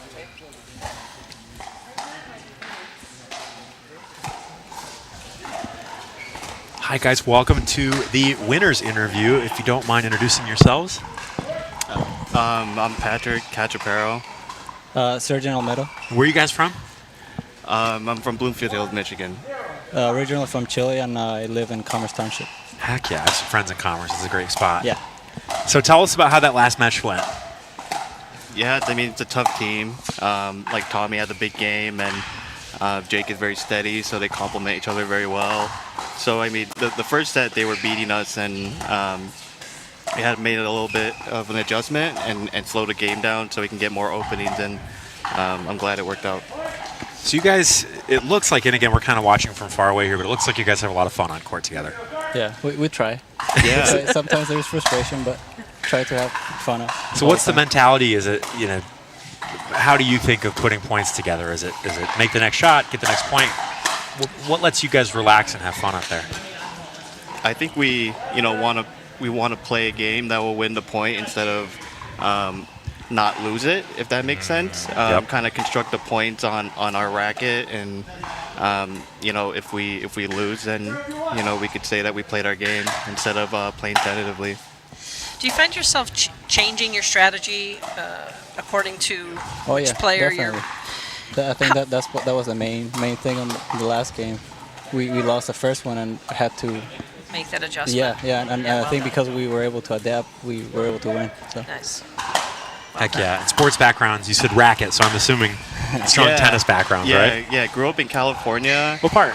Loma Linda. It's like close to Palm Springs area, and grew up playing tennis my whole life, and met my wife in Connecticut where I played college at in Quinnipiac, and moved back here where she grew up. Heck yeah. So. Awesome, guys. Thank you so much, and we love seeing the smiles on court as well, so we'll be watching for those in-game adjustments in your next match. Yeah. Appreciate it, everyone. Well done. You.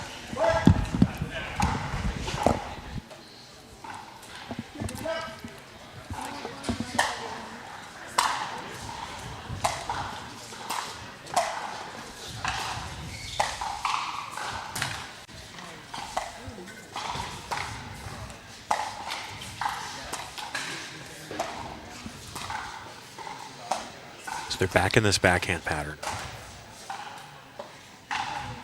And I believe they missed the speed up. Yep. So you notice off the net there. Yeah, they're getting back into that cross-court dink battle with Nick and hoping that they can get something either at the body or down the middle here.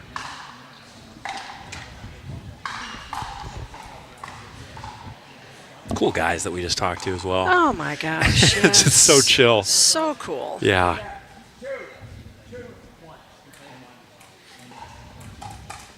And yeah, you can hit all the shots. You can have a lot of power. You can have good touch. But if you can't figure out what your opponent is struggling with, which is tough when you're playing because you're focused on hitting the ball and making sure your strokes are right. But at this level. It's a lot of watching where the opposing player is comfortable and not so comfortable. You really have to read them. That's you can have each team can have a great game, Yep. but you have to be able to read the other team. Mm-hmm. You can't just play your game. No, that works to a certain level. To a certain level. Yeah, but here everybody has an answer for everything, and it's finding, rather than what's my shot, that's an 80% winner. It's okay. Maybe I have 55% on this shot because the margin just goes down. When I'm teaching, I always say, go to your best shot. Take your best shot, and a good shot's a good shot, no matter what. Yep. But when you're at this level, everybody's got a good shot. They do. And everybody's got good defense. Yeah, they do. Okay, so we're just discussing, I think, score here. I think there was a ball issue. Okay, gotcha.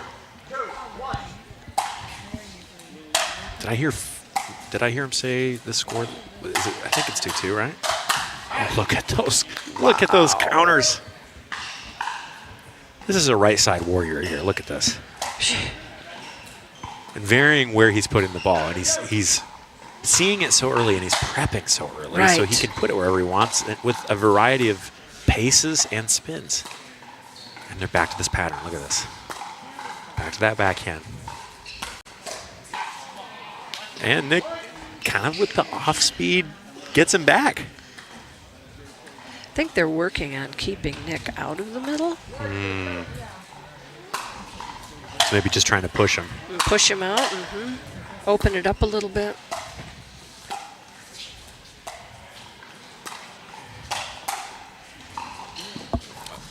And it's in. Oh. All skill, no luck there, right? Wow. There's another armpit shot. Yeah. But Jace was all over it. So we have 4-2.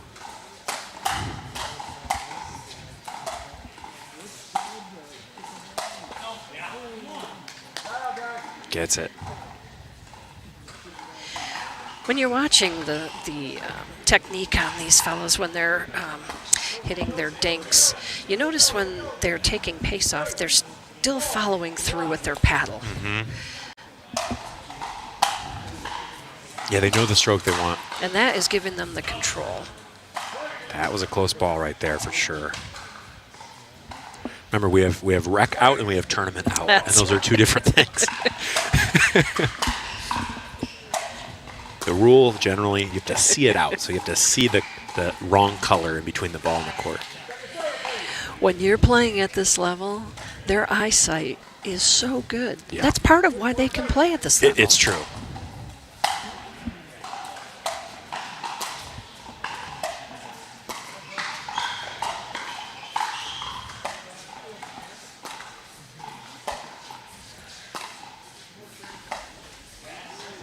That's that second missed backhand dink right there. Nick's just putting a little bit of pressure. He's just putting it a little bit more towards the kitchen line. It's harder to get that angle. He's putting it towards his feet just enough that he's not getting the ball out in front. So I feel like on that backhand cut, you often want to step back and really swing on it, but maybe it's a little shorter. He's bringing the ball back farther, and now he's catching it late. Gotcha. He's getting him into sort of that rhythmic feeling, and then he's pushing it. Gotcha. And he's feeling comfortable. He's feeling comfortable. And all of a sudden, ooh, it's back farther, and I can't make that play. These guys look like they're in the middle of a big money match right now that we just saw by the drinking fountain smiling. Right.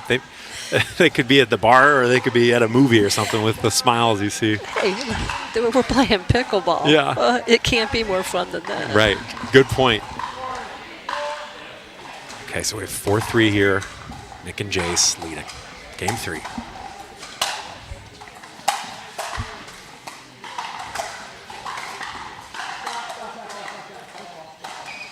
Got a football call.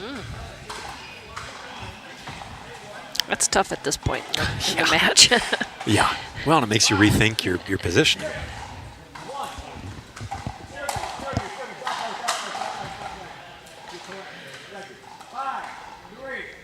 This is Ray Ray's court. Yes, this is Ray Ray's court. He is the man. Mm-hmm.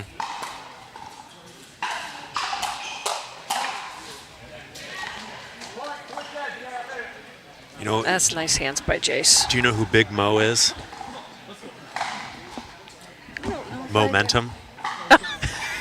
There we go. Big Mo is definitely Yep. on the side of the one Oh, seed yeah. here. There we go. It is. We're going to also give Ray Ray a shout out. So Ray Ray kind of is everywhere in pickleball. in Grand Everybody Rapids. knows Ray Yeah. Ray. He referees the Beer City. He referees. Speaking of the Beer City. Well, speaking of Ray Ray, too. Speaking of Ray Ray, he is out there for hours. Yeah. He volunteers to summer tournaments. He's out here. He does a great job. He's a staple in the pickleball community. And he always wears matching clothes. So Yes, he does. The worst insult I've ever heard given to him was, I saw you with Nike shoes and an Adidas tracksuit, and Ray Ray was pretty floored by that. I think he dresses his partner too. I think he must. Okay, and the Boomstick boys here, Yeah. getting back into it. I want to go back to that Beer City shout out as well shortly here. Okay, the returns are coming way harder. The drives are Oh coming way harder. yeah, it's fiery now. Yep. Yeah, it's fiery. So Nick is so good in firefights. I mean, he can just go and go and go. You don't really want to get into a firefight with him. I think No. what they've been doing is, again, creating that space, like you said, and then speeding up, but they don't want to get into a firefight. No. Because he does That's that, and power. he's just so yeah. natural on it. Yeah, that's power. And he's got control. He does, and he likes to rotate his whole torso on that forehand. And what they've been doing is taking away time from him, so he can't do that. But Right. when he gets it like that, it's pretty lethal. I mean, if you see that roll shot that he just hit, he is leaning so far forward. He's getting that ball so far out in front of himself. Power. And the only way you really take that away is if you get him before he can wind up on it. Yeah. Which, again, you can't hit that shot when they're hitting a body shot, which is why they do that.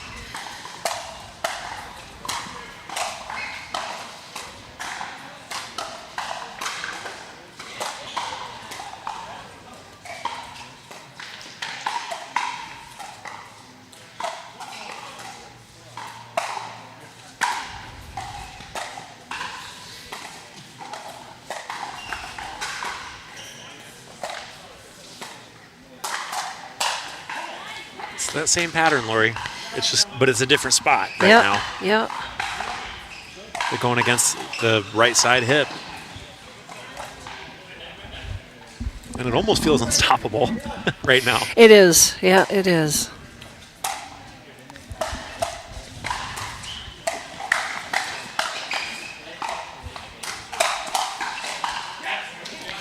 You just see that hip shot. You cannot get that paddle in there. No. Work on that shot, people. Yeah, absolutely.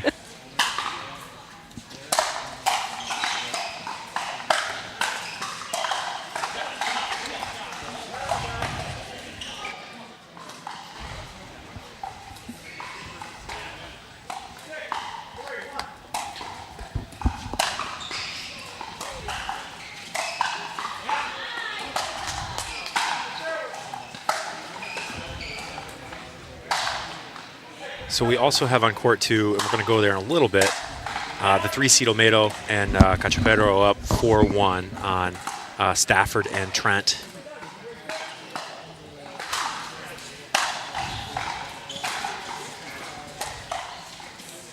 We'll show you both of these games. Nick and Jace up 8-3, so they've pretty much, I don't want to say figured out the pattern that was beating them, but they're ending the point before those guys can get that body shot on them. Well, notice My goodness. they're not at the net anymore. That's a good observation.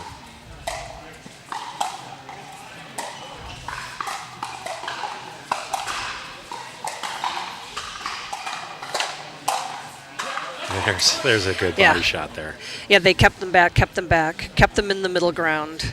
And then even when he came in, he was trying to push it in, and now he can't get the ball back. That was great playing by Nick and Jace.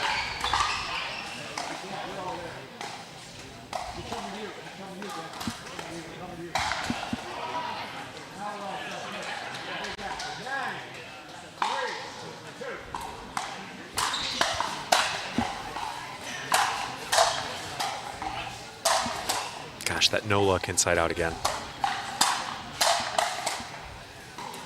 Just incredible volleys. Yeah, Kento just uses his entire body. Well, and he's not that big. He he's kind of not. has to. I mean, you look at Jace and Nick, and they're solid guys. They're solid guys. And, you know, you kind of expect that power out of them, but...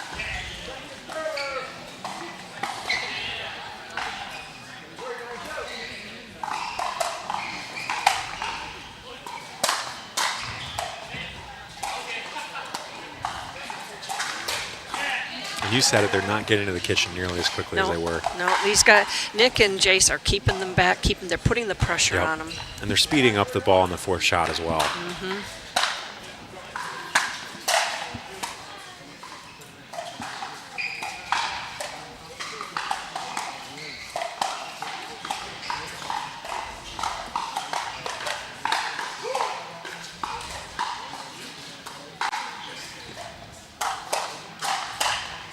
So I love that. Instead of waiting for the other team to speed up to your body and hoping that you can counter it, they're just saying, we're going to speed up first. As soon as he sees the opening. Yep. Yep. And that's match. That's a great match. Wow. Great match. That just shows you how much of a chess match pickleball is. Yep. Yeah. Nick and Jace just turned it on. They started putting the pressure on, keeping him back, keeping him off the kitchen. And if you can't get to the kitchen, you just can't win the game. Yep. And it's not that they weren't attempting to.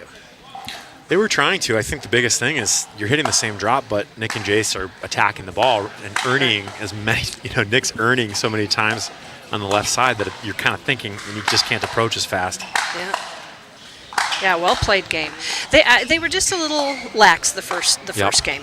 And a great Ernie to finish off that point on court 2. Wow.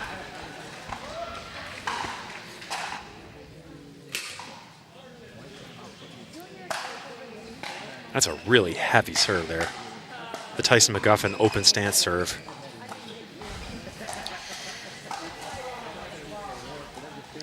I think that open stance serve is a really tough serve. Man, I'm trying it right now, Lori, and I haven't hit it over the net once. I just don't understand it. You have to have so much core rotation. You do, yes. So much like stored energy coiled up. It's all about the core. Yeah. And you think you're hitting a great shot, and then you try to hit it, it goes in the net. So, but those guys who can hit it, it's really a weapon for them. And you're already in your ready position at the end of it. Like everything, it's drilling, practice, practice, practice. Oh, that's so nice. They survive here. His backhand roll dink is really sharp.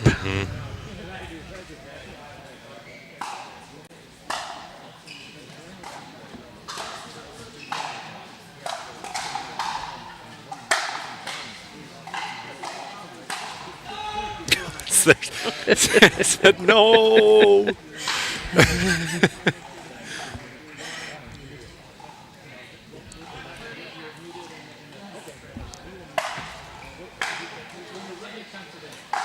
And the mistake. Sam's a great player, but he did tell us that he missed 4 shots in a row. And if he makes a mistake, maybe it compounds. I don't know. Yeah. But missed a couple shots in a row, and well, his partner's really hanging tough. He's having a great match, and I think that helps when you hit a couple out balls, knowing that your partner's there picking you up. Yeah. Well, and Joe is just, gosh, his 2-way counter there. I mean, he's so tall, it's at his waist. Yes. It's really below his waist. You can look at how high he is over the net. And as the opponent of that ball's coming at a different trajectory with a different type of power. Yes, and spin, too. Yes. I mean, I'm about 5'8", Lori, and if I hit a 2-way counter, it's stomach to chest. Right. you're hitting a flat ball. Correct. And these guys are hitting the ball down. Yes, with top power. spin. Yeah, with power. because it's just right on their center of gravity. But 11-6, so they got it. Yep. So we're going to see Jaron and Caden, and then we're going to get Jace and Nick. We're also going to shout out Dan McConnon.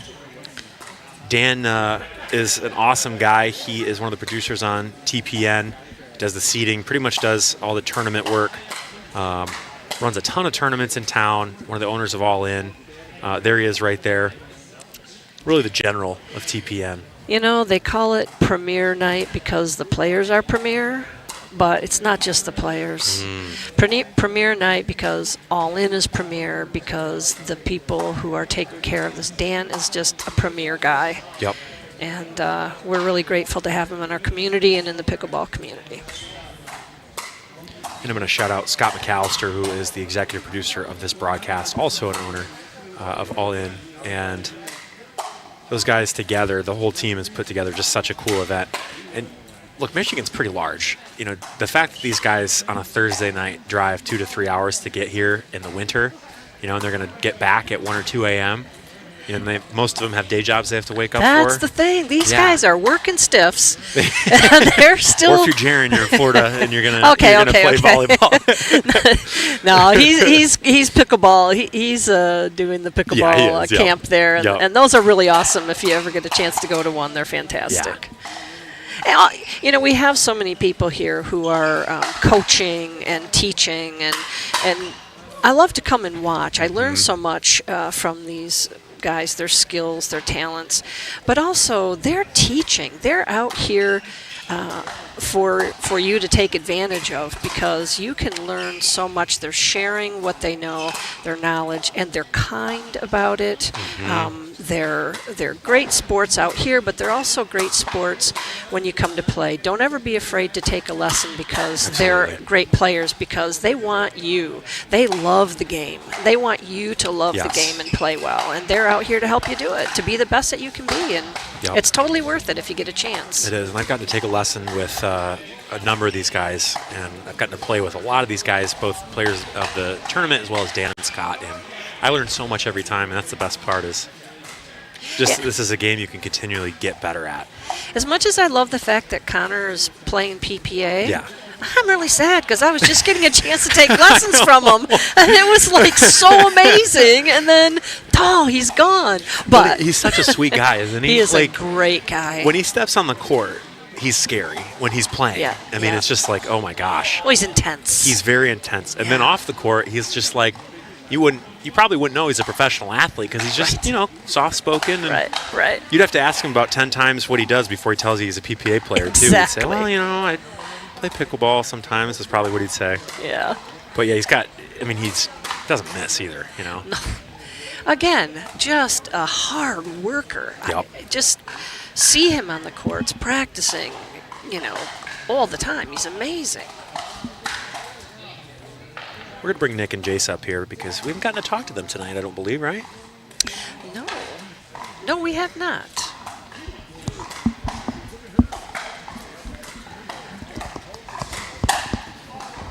Whoops. I think Caden forgot that he's playing with Jaron, as he just tattooed him in their warm-up. Hey, whatever their dynamic is, it's working. We're going to bring Nick and Jace in here shortly.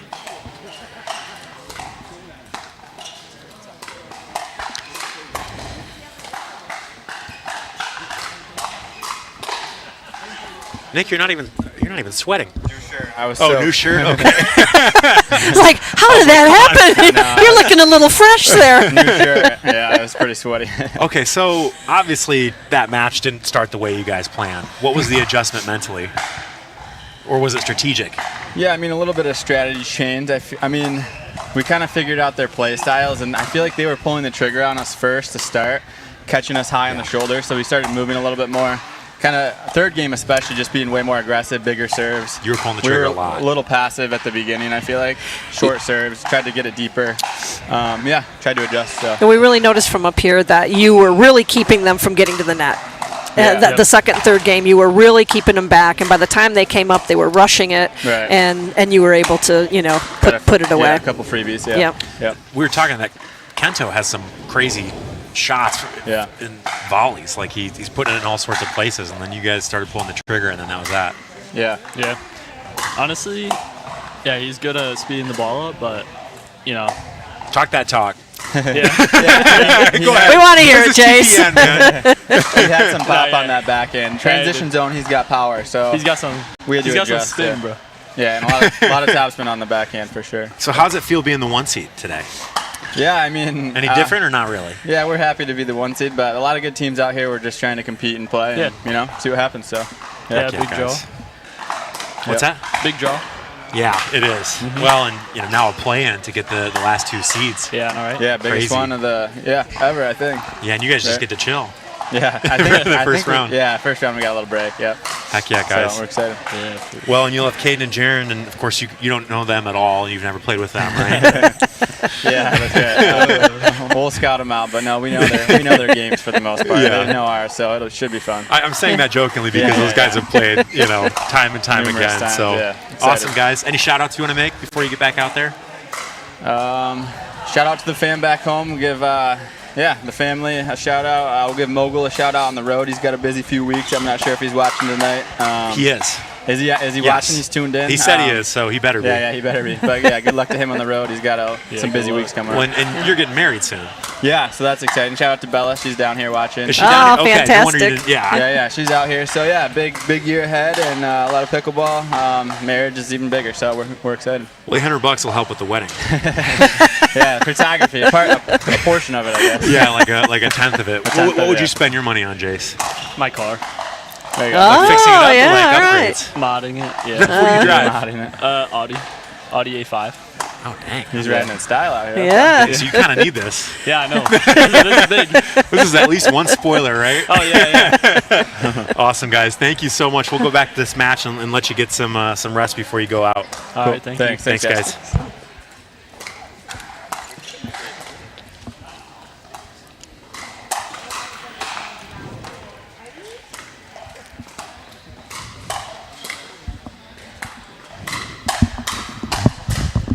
Okay, so we have a timeout here.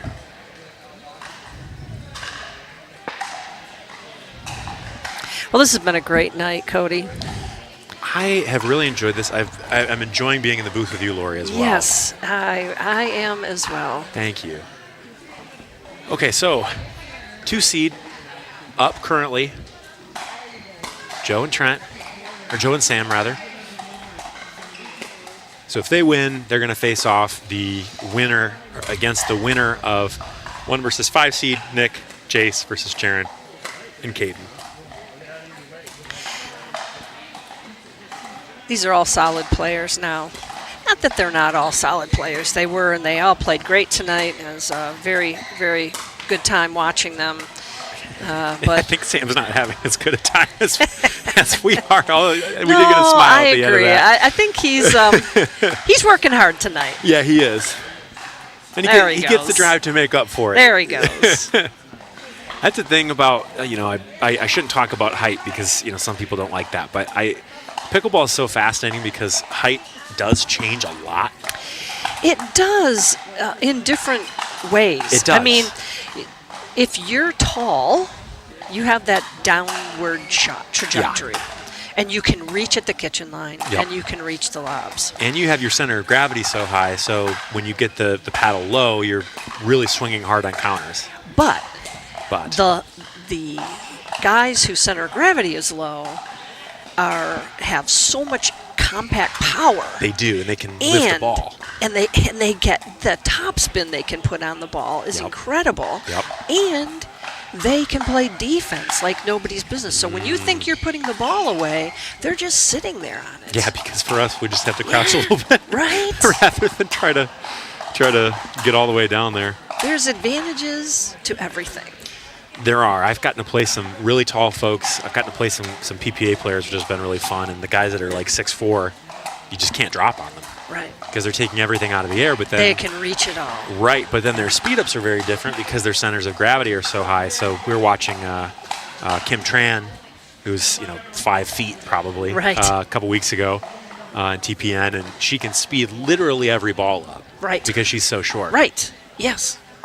But then you get someone like Joe, and then the two-way counter is just so natural at the middle of the body.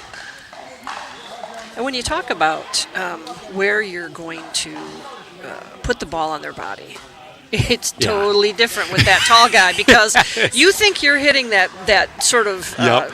shot that's at their shoulder Yeah. and it's going to throw them off. Instead, Yep. they're just pounding it away. It's right in Yeah. their wheelhouse. Well, and sometimes too, I think, again, we've talked a little bit about why the body shot is so great. And as the ball gets faster, so the better the player is, the faster the ball. Yeah.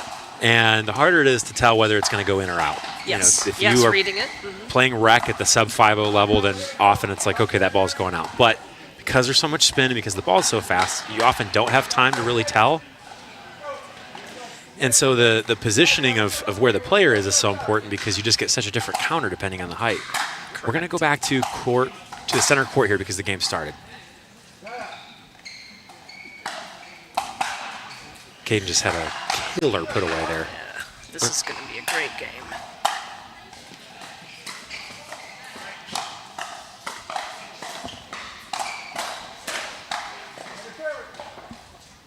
I think if Caden's ankle were good, then that would be a very different result. He's not shuffling a ton. Yes.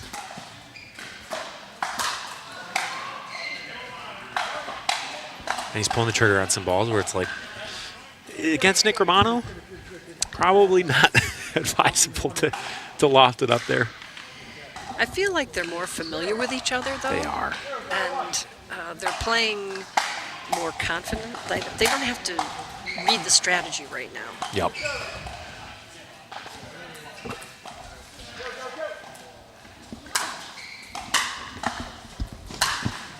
That's a good drive, but not cord. This is just really a fun game to watch. I know these players, all of them, pretty well. And they know each other well, so where Caden's crazy spins that you've never seen Right. might work really well against. Okay, gotta say, great shot by Jared. That was a great Wow. shot. That was a great shot. Usually he's going to two that, but he's really attacking with one hand. Okay, and again, I know I'm a bit effusive here, but that open stance serve Caden has, from playing him, it's one of the toughest serves to return when he really wants to hit it hard. And you see how lofty the return is when they do get a good paddle on it. It's got a ton of spin. Yep.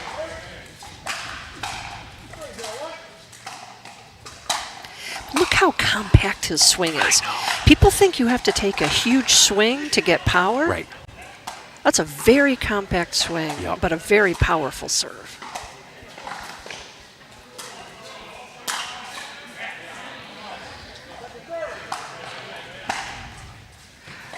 Tough to lob at this level. It really is, especially when these His guys have all played athletic. years of college tennis in Yeah. Nick's case, but overheads are a little more natural. Oh, they're so athletic. Yeah. And that Yep, might have there. gone out. But see, the ball's going so fast, you can't take the risk. No, and they have so much topspin on it. Right. It can dive bomb in Yeah. the back. Clean drive. And Jaron doesn't have a lot of take back on those drives he hits. He sets it up the same way he hits his forehand drop, so you can't really prep for that shot terribly effectively. Oh my gosh. The inside out. Wow. Backhand counter. Wow. Have you seen Jaron this dialed in a while? I have not, honestly. 6-0. It's crazy. Wow. Not what I was expecting. No. I expected something competitive, but Yeah. this is interesting. Look at the power Caden gets in the return.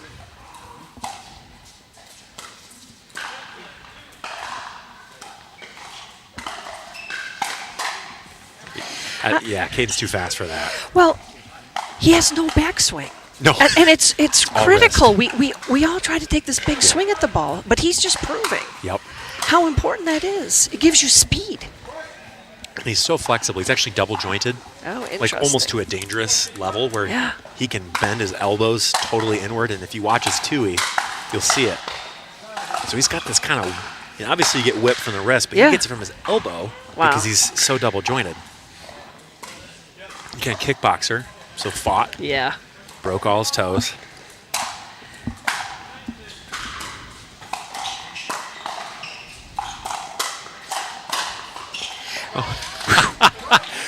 So I was going to say, that's the game you want to get in. Oh, yeah, is you want to right. keep these guys back. But with the way that Jaron and Caden are playing, the attacks from a little behind the kitchen line are highly successful for them. The Cobra. Perfect. Look at how well played that was. That's good. Wow. Oh. What a read. Wow. That was a great point. Okay, and because this has been so electric, we've missed a little bit of court 2 in terms of commentary, but it's 10-10 right now. So the 3 seed are fighting to get a third game. We're going to keep an eye on both of these right now. These are great games. They are. 9-1. Did you? I would unexpected. not have foreseen this. Unexpected. But court 2, it is neck and neck. It is. Missed ATP there at court 1. Some places you can say it's hard to hit an ATP. On center court here, you have about There's as much a lot of space as you're room. going to get. Oh, yeah. That's why these courts are great. Yep. They're great. There's space, there's lighting. They're great. We're so lucky. We are. It's such a good facility. 10-1. Okay, so we have 10-10 on court 2. And we have 10-1 on center court. Whoa. Crazy.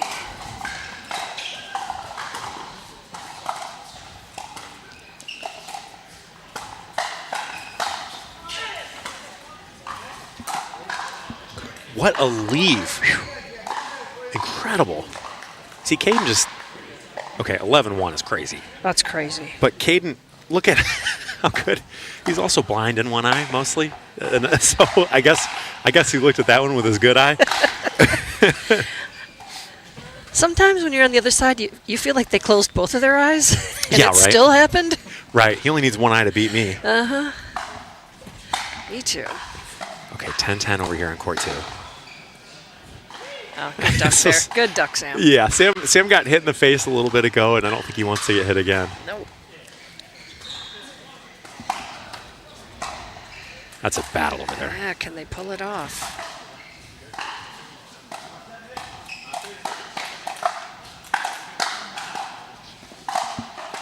God, the reach Wow. those guys have is crazy. Wow. But that's the perfect example of balance. Yeah. He's up at the kitchen and he has Yep. such perfect balance that he can reach in there, Yep. make that powerful play and never lose his step. Well, and so often they're throwing the back leg back. To give them a weight balance, Yep. counterweight. Oh Good yeah, ATP around the there. post. Very nice. 11-10. They win it if they win here. We have center court starting, but we're going to stay on 2 for now.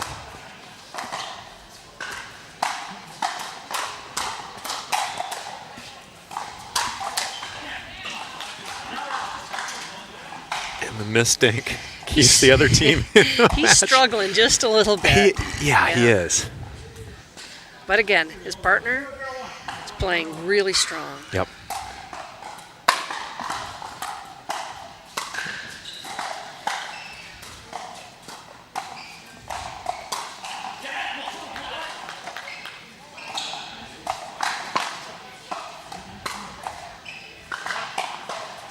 Gets lucky there. Oh yeah. Oh, and nobody's home. And I think that's what they said is communicate the middle more. That was their goal. Let's get both 1 and 2 here. And that was an out ball.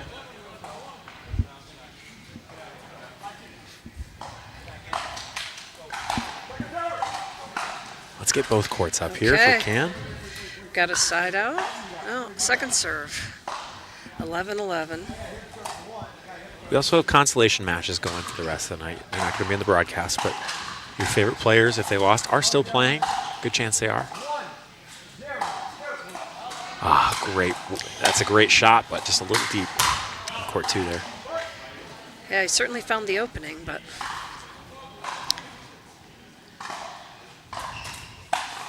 12-1 for the 3 seed. This is it. Yeah. this game's not over. No, it is not. Okay, that overhead, I don't think we have replay tonight, but that overhead from Caden just shows you how athletic he is. Yeah. No matter how sprained his ankle is, my goodness. Okay, so we do have instant replay. I'm sure he'll hit another one of those soon.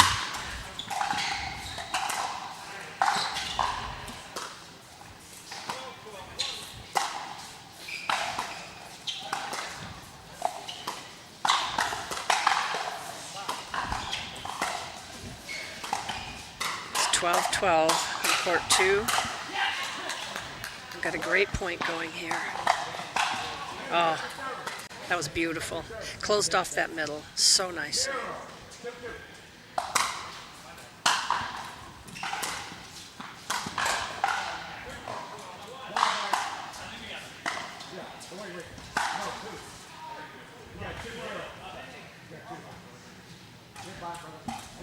This looks like a rally scoring line right now. It does. It is quite the match. So you can win it here, 13-12. You win the match on court 2.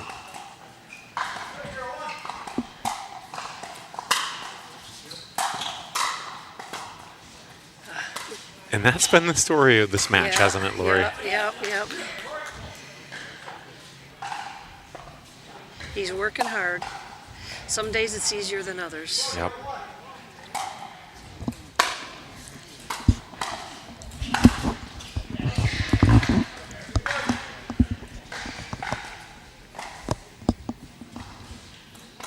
Okay, back on center court, it's 4-0.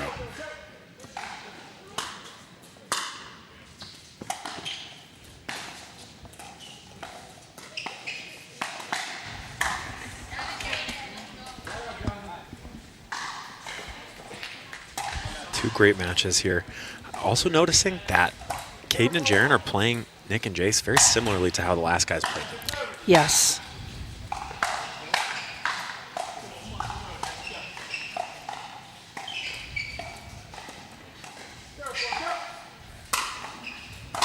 On court 2, we are going to get a game 3. Okay. So we're going to go back Wow. to court 1. We're also going to talk about all in. We're going to run a little all in ad because we want to talk about how great the courts are here. And let's do that right now after our instant replay here. The point that forces a game 3. That's what you are seeing right now.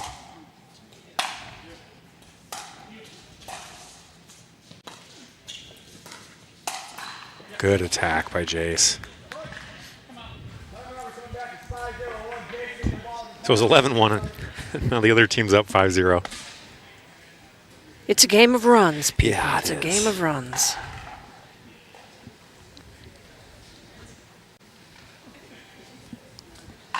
Welcome to All In Pickleball, All In Pickleball Gym. Look at this place. Dedicated indoor pickleball facility. Look at how beautiful the in Grand courts are. Rapids, Visibility is so featuring 5 good. full-sized indoor courts and 2 trainer courts that feature a professional outdoor pickleball surface.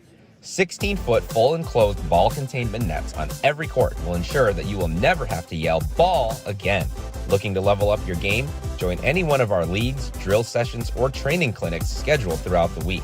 Industry lighting, online booking, key code access, custom training courts, and players lounge are just a few of the amazing things about All In Pickleball Gym.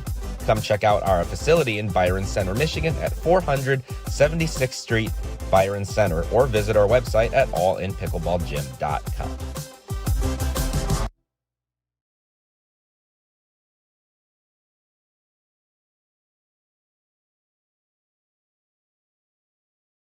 Okay, cool. Okay, fine. All right, gentlemen, here we go. We've got 5. And that was the beautiful All In Pickleball Gym where we are currently. If you haven't been here, what are you doing? Go, lucky net. Just like you drew it up, Lori. So Jaren's a Paddle Tech athlete. He's sponsored. going to start calling him Jaron Lee Waters, even though she's not sponsored by them anymore. No, she's not. Ooh. I think these are shots that Caden makes if he's feeling a little better. Obviously, something's a little off with the foot, maybe ankle. At this level of play, just a tiny thing Yeah. can throw off your timing. Yep.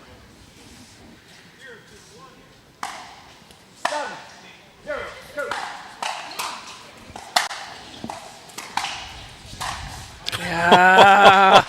Whoa. What an Ernie. That Ernie was amazing. Athleticism. You know, he's just so built so solidly. Yep.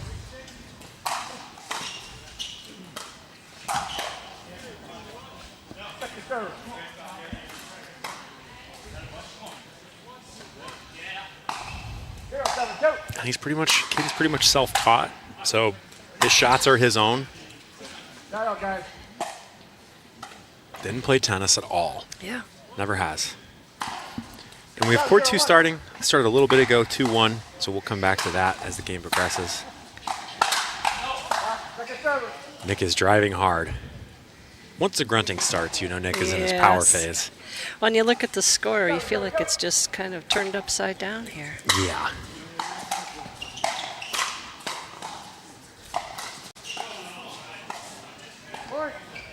So Nick, and Jace is playing like this too, but Nick doesn't really miss resets.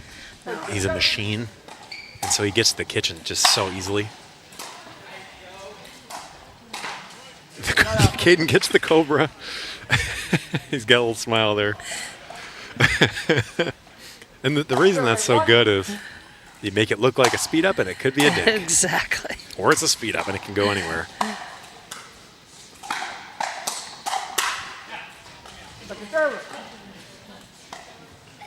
First game, these guys are initiating every point. They're initiating the firefights and they're winning them. Now they're still largely initiating, but not winning them as much. Yeah. Yes. Court 2 is just neck and neck again. You love to see it neck and neck when it's Yeah. the 2 seed versus the 3 seed as well. It just shows you how good absolutely. the seeding is here. Yes, absolutely.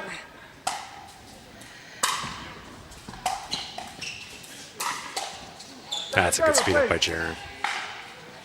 Let's see if they can get on the board here. Yep. Oop, not yet.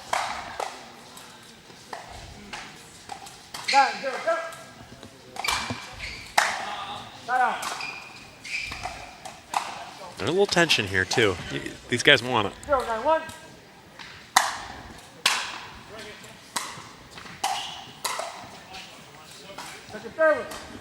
And just going aggressive cross court. It's tough to reset topspin with It topspin is. cross court. I mean, that's a lofty goal there. Oh, what a beautiful drop.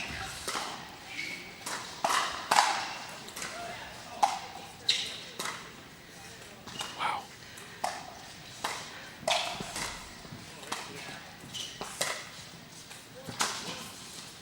Oh my goodness. Wow.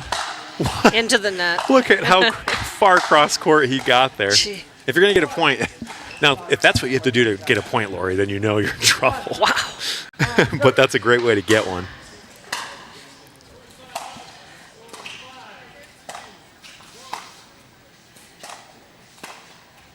So much topspin. Wow. So we're going to give a shout out to Selkirk TV. We are live on Selkirk TV. They help make this thing run. We love Selkirk TV, and we're so grateful that we get to be a part of their broadcast. Oh, here we go. Now we're right. A new era of power. Those paddles are awesome.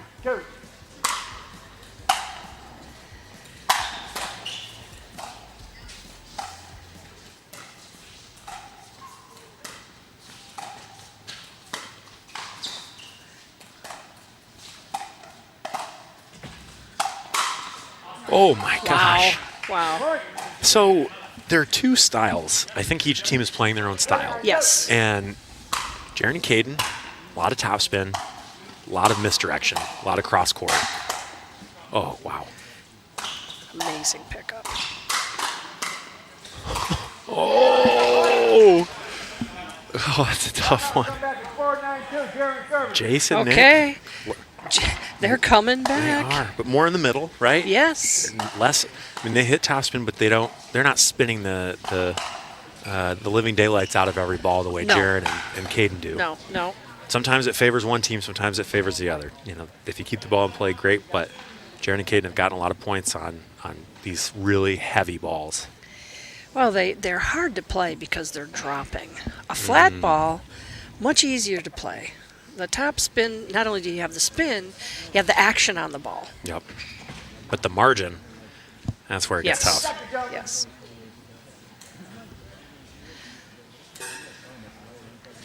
Well, it's a good timeout call because Jaron and Caden are put on a little run here. So Well, and they're rhythm guys, they're flow guys. When they have that blood flowing, they're really hard to stop. So, yeah, really good timeout. We don't see a lot of timeouts in TPN, do we? no, we don't. No, we don't. There's a bit of an honor thing, too. We can make it through without taking timeouts. Okay, Jason, the left.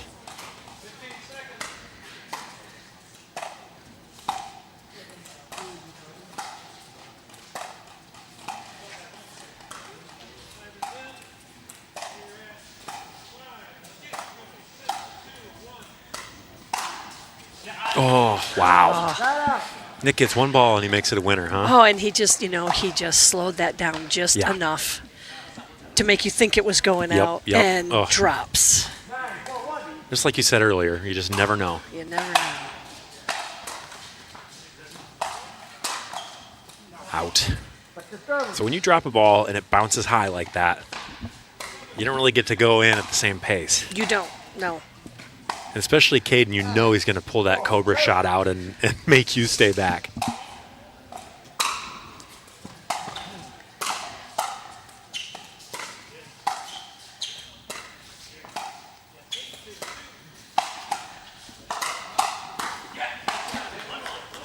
We're going to look at court 2 here. 8-2. What a run. I was just looking at it. It was not 8-2. It was just 2-2, and it's 8-2. Sam and Joe decided no more mistakes. Yes. Oh, that was a great angle, Joe. Caught a movement into the middle, hit behind him. Beautiful shot. Wait. I got 4 sets.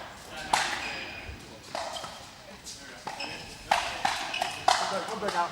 All right, Joe, here we go. 4, 10, 1. Oh, well played.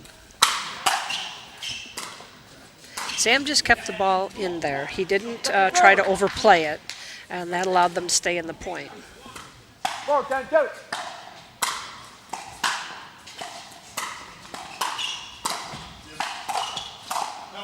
Shout out, gentlemen. Wow.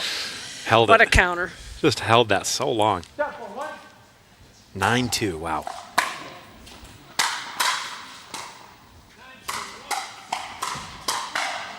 Second server.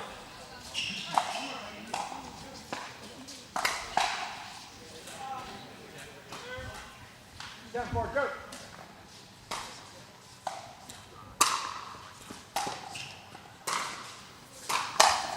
Point game.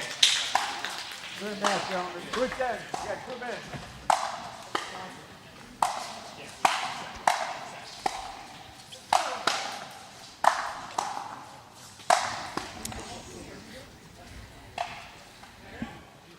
We start up game. Oh, wait. See it back. Jake. We start up, dog. Okay, 9-2. Let's go to court 2 here.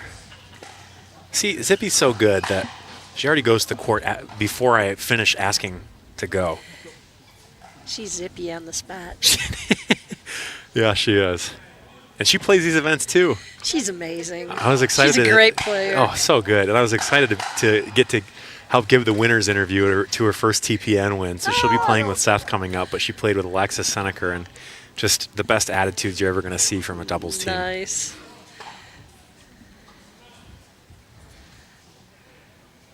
Court 2 right now is trench warfare. That's what it feels like. Yeah, Ba-boom. Yeah. I didn't even think about that pun.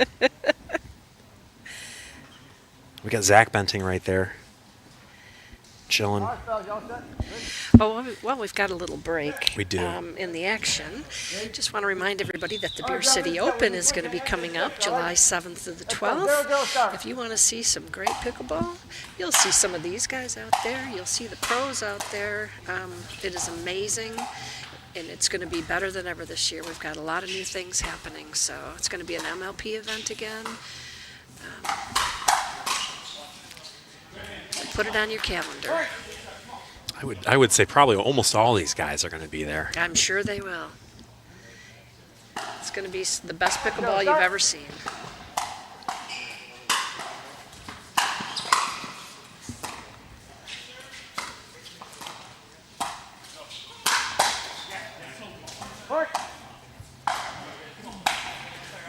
Let's get our 2 shot. Let's see courts 1 and 2 here. Okay, so Sam and Joe get the ball back, 9-4. And on center court, the ball is flying very high. So a lot of lobs and resets that are going high, and Jared's got to smile because this is a little chaotic over here. Yes.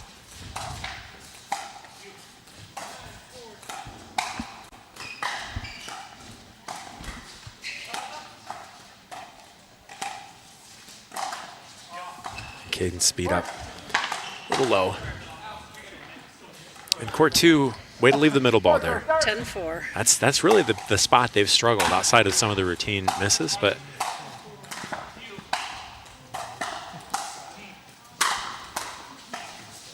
okay, center court, oh my goodness. There's the game.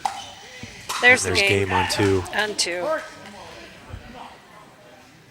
Match, rather.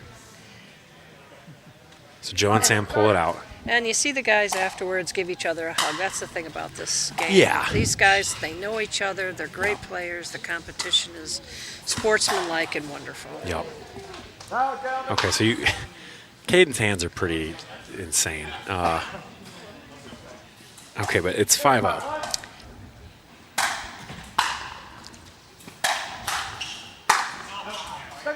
And you see, Caden's so good at point construction, but some of those are just going out. Yeah, yeah. But he's getting the ball he wants. Well, when you're playing a team that's so strong, sometimes you just feel like you have to give it a little more, Yeah. and you don't. And That's a good point. Or if you're ever angry, or you ever maybe it's people that you don't like playing, it kind of screws with the game a little bit because it's so hard to play in the flow. It totally You would think it would does. make it easier to have whatever it is. Is it anger? Is it tension? Is it just wanting to win? But a lot of the time, really, the cooler and calmer you are, the better you're going to do. yes. Well, you get in your own rhythm, and you don't second guess yourself and press yourself. Oh, green cat. What a get. Oh.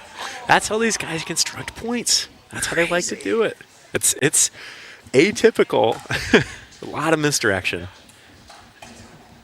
But at this point, you gotta start playing a little more traditional, getting to the kitchen, dropping, Yes. dinking. Quick hands, power game. What a shot. Oh, man.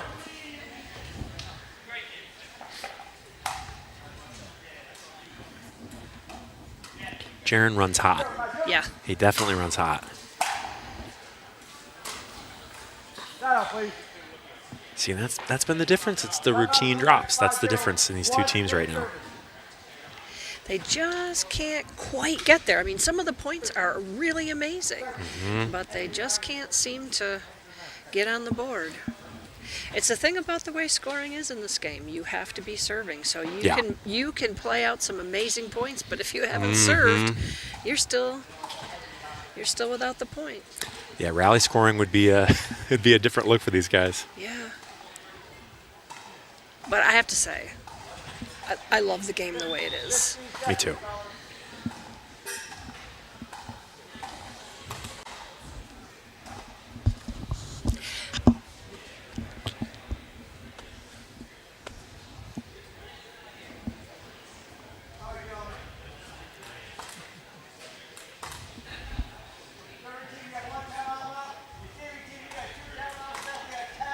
for the 5 seed, just got to do the basics better. Yep. And hey, being an athlete is great, but when it comes to dinking, it's not really athleticism so much as patience and repetition. Yeah. Or you can be like Jaron and just just hammer the ball. Oh, I love it.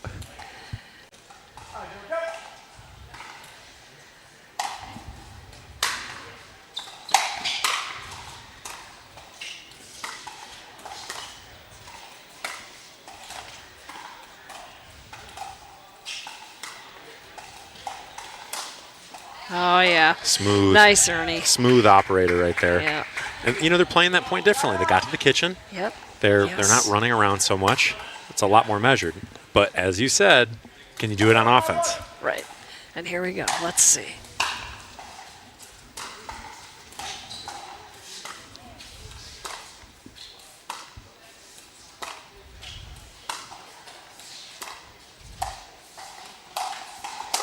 Oh. That's just That was killer. just unlucky. Yep.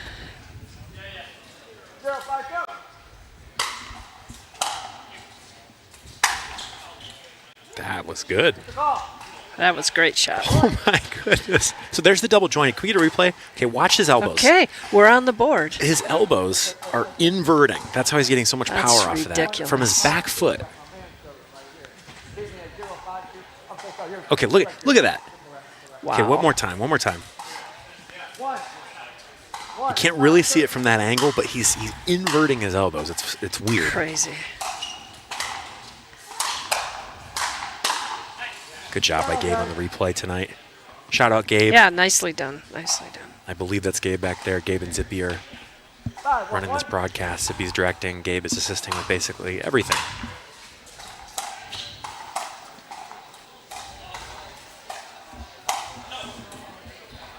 Good leave. An emphatic no. I love it. Look how early he read that. The ball wasn't even across the net yet, and he was calling it. Oh, I love it. He was yelling no before it landed. It was even close. 5, 1, 2. 5-1-2 here.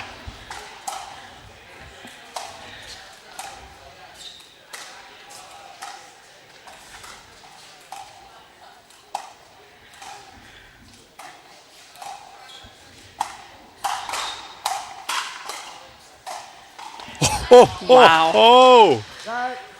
So he pulled the trigger and almost got killed on it. Yeah. Let's be honest. And then There's something about standing up here watching their eyes. yes. On the ball. Focused. So I think you got to keep Caden on the left when he's this I hot, agree. right? Yep, I agree. And they do. They make that adjustment. They want to win. There's no pride at issue here. Or at stake, rather.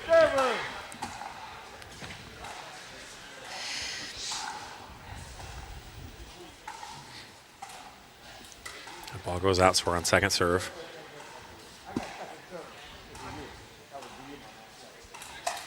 Ray Yeah. with the correction, and he's right. Nice job, Ray. That's why Ray is Ray.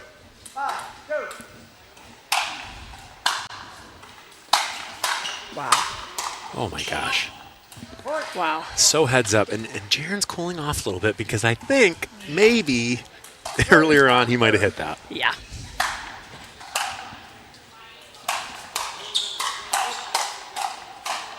The no look again. Wow. Inside out. Oh my goodness. They're just ripping the ball now. Oh. So the biggest thing in the left side that you don't have to do on the right side, we'll talk about it in a sec. And he's right there. It's point construction. Right. So on the right side, you can do a lot. But the left side player, especially in gender doubles, well, actually really in all events, but men's no different, sets the point up.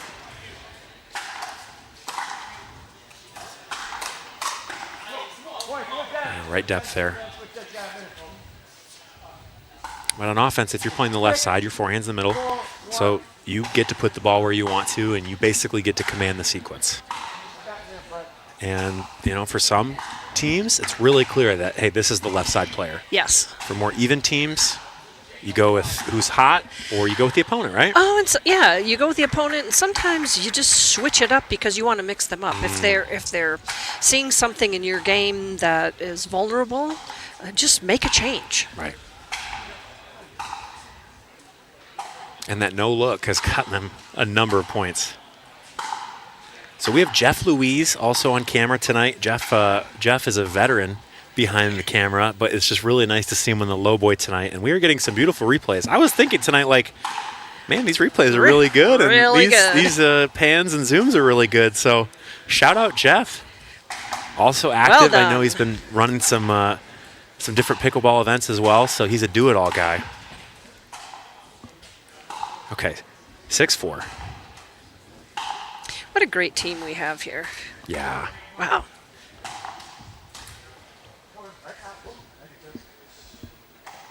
And the biggest thing is it's not exclusive to one place. It's not just Belknap Park. It's not just All In. You have everybody who's involved helping pretty much everywhere and understanding that, a win for pickleball in one spot is a win for pickleball everywhere. Absolutely.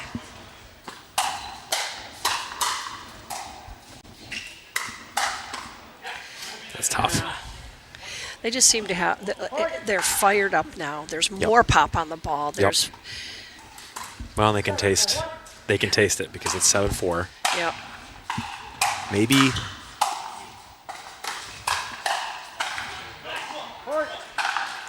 Yeah, it's tough. I was about to say, I think Jaren's playing really big in the middle, which has worked out for them a lot. Caden has a really good backhand, but just got caught there. Mm-hmm.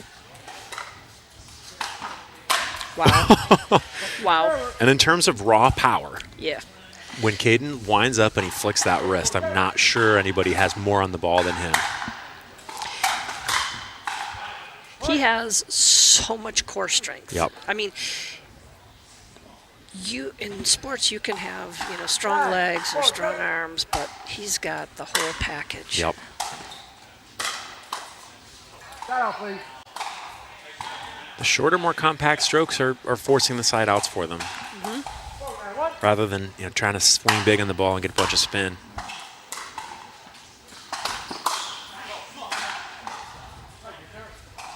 Second serve here, 4-9, so got to figure something out fast. Yeah. You don't really have time to build a new pattern. That's the challenging thing.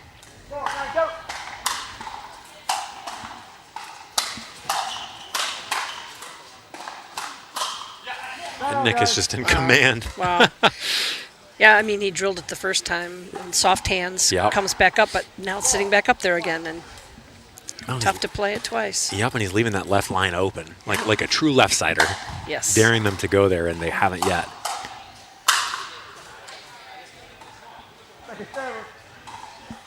Second serve here. What do you do?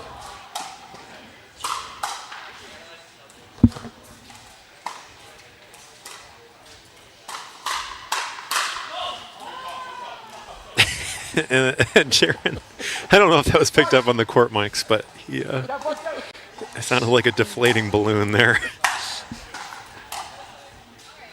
Oh, that's so tough. Whew. I know. This is 4-10. And it's never over till it's over, folks. No, it's not. We found that out tonight, haven't we? Yes, we have.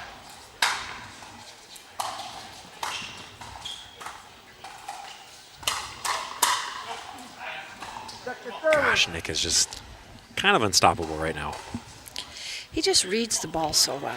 He does, and out of all these guys, he's seen the most high level reps the last year. Yes. He's been playing PPAs and PPA challengers and APPs. So everybody has high level reps, but Nick has seen the best players in the world consistently, month to month, and so there are only so many places the ball can go, and he's picking that up. Yep.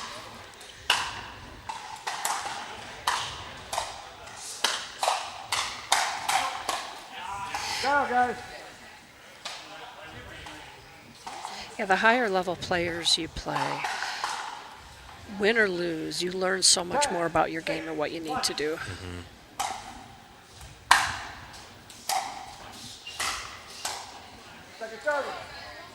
And the more you spend time around those guys, the more great pickleball you see and the fewer mistakes you see. So you're basically just reinforcing good habits and good shots. Absolutely. Yes. What a drive. This is... They're inching their way back in here. Guys, I hope your pacemakers are functioning properly because this is heart-stopping. Oh my gosh. That's in.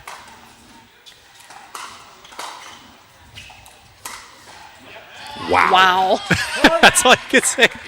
Nick with so many resets. I mean, he's the reset king. And then Jaron with the no look. Look, sometimes if that's what you have to do to get a point, then you know your opponent's playing well. But 7-10, this is it. Come on.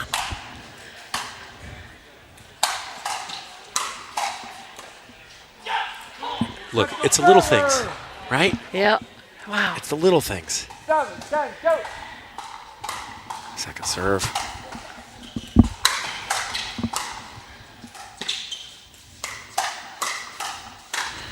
Inside out. Wow. Wow. Wow. Let's take a look at that. Look at this. Look how prepped that is. It's just so smooth. And again, he's got not only the wrist that whipped the ball there, but the elbows.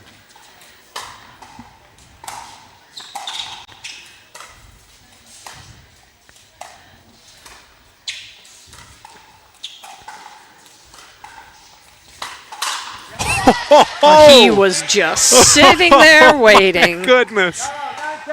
Timeout. Yeah. That's a smart choice. Good call. Good call. Wow. 10-9. Thank goodness they called a timeout because my my lungs need to recover here. We're gonna show some ads here while we have a moment. Give ourselves a breath.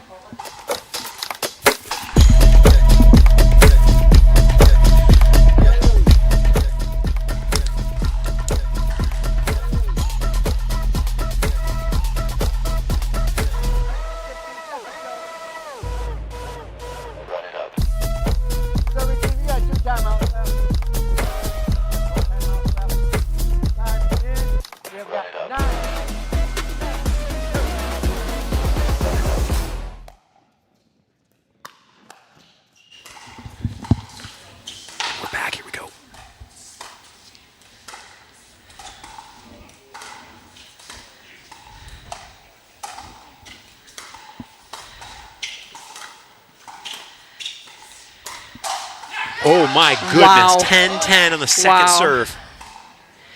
No fear on Jaron there. none. Rip that at him. I mean, he's got such great hands. That was just a...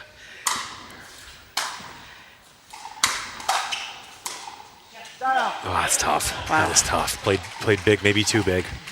Okay, so let's see what the one seed has here. Can they close it This out? is crazy.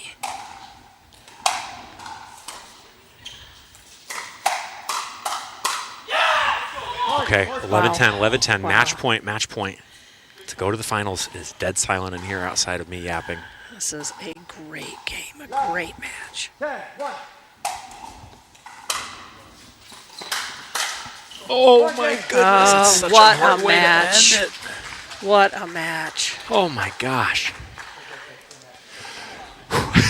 It just shows you, though, don't ever give up, no matter what the score Right. is. They just inched their way back in. They did, and it's just the fundamentals. Yes. It's resets, it's drops, it's dinks, nothing flashy. No. Oh, but also willing to take a high risk, high reward. Jaron, that shot Well, he took and was... I should say, yeah, for the one seed, it's the consistent, thirds, fifths. And then for the fifth seed, Jaron and Caden, it's crazy feats of athleticism and speed ups and crazy drives. And you have to feel good about it, right, to come that far. But you have to go out on a limb if you want to win. You do. But you have to know when to go out on the limb. You can't just go crazy. Yep. You have to be controlled, but yet be willing to take the risk when you see that high ball or you know your own skill. Yeah, and just like you said, knowing what kind of player you are. Yep. And knowing that, okay, Nick's got so many reps on these fundamental shots, and Jace is playing really well next to him. Yes. So if you just dink it forever, you might not have that advantage. Right. But if you run around and you play athletically, then there might be an advantage for Caden and Jaron just because both of them are so twitchy. Right. So you got to feel good about that. I mean, especially, I hate to say it, but maybe Jaron taking time off worked in his favor. I think it did. So I think so. usually you'd say go back to the lab and figure out, I think Jaron needs to go take another 4-month vacation. No, I mean, they played great. They did. And the whole, the whole tournament, or the whole tournament so far, they played great. Yeah. Well, I was worried that, there would be a 2-game match and a 3-game match, and someone would be tired out. But they were 2 3-game matches, and they were both really close. So there's no advantage to anyone there, I don't think. No, and I think Nick and Jace probably will appreciate that they're already pretty warm. Yes. And they're riding the high. Yes. So there are always pros and cons. Yes.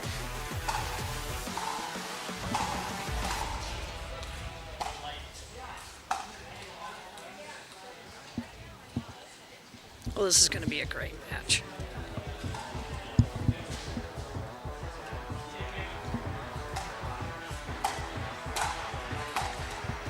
So we're going to talk to, we have a moment. We're going to talk to Nick. I think Jace, there's Jace.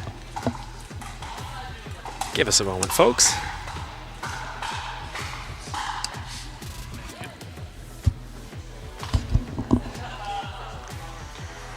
So all I can say is, whoa.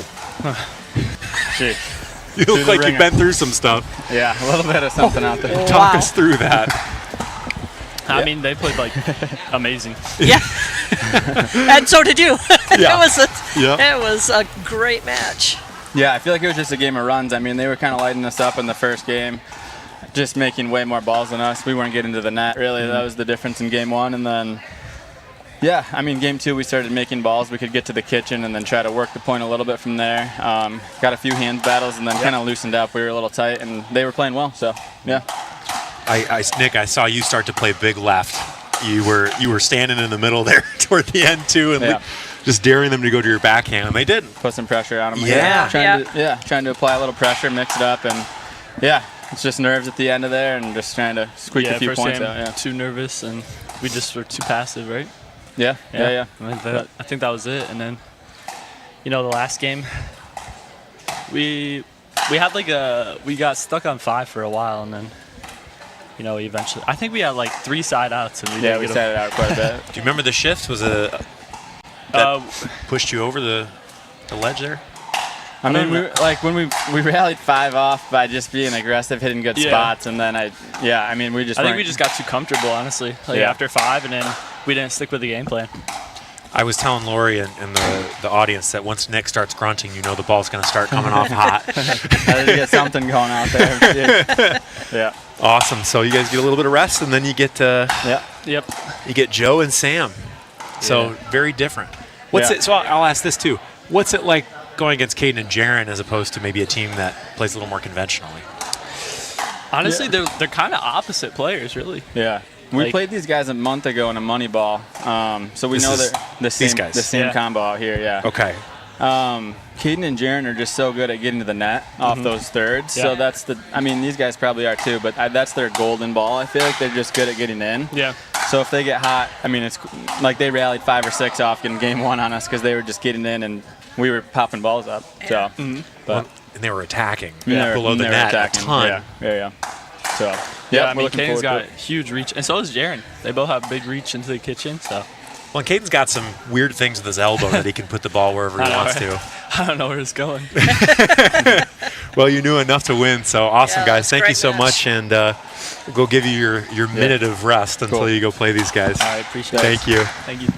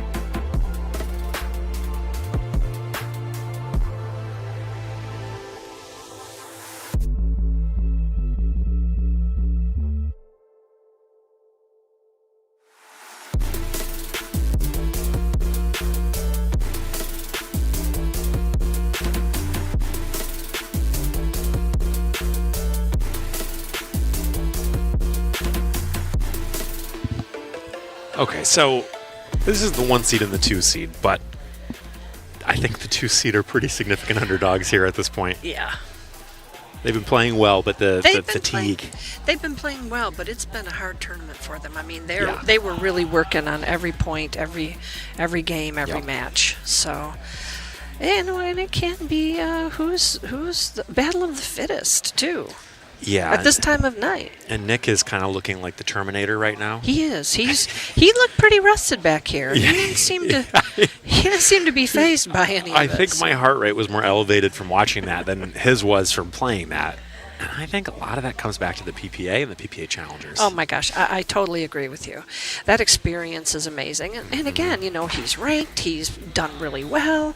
In the Challenger, he's in the top, I think he's in the top 10. Yep, he's top 10, and he's played J.W. Johnson this year. Yeah. He's played 25. He's played C.J. Klinger. He's played all these guys.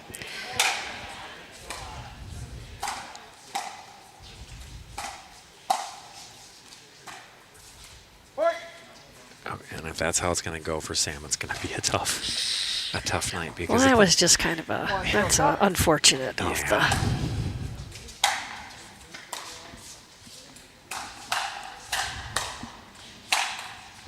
I'll take that. Yeah.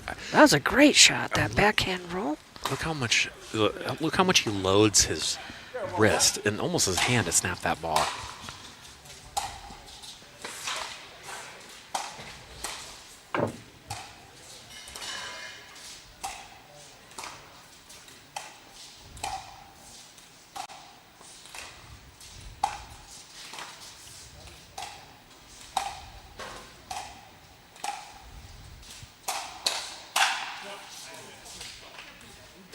So you're playing earlier on in the tournament, less is at stake. You make a mistake and you can laugh it off. Right. If you try to laugh something off in the championship, it just doesn't feel as appropriate. No, I think you're just so intense right now. Yeah.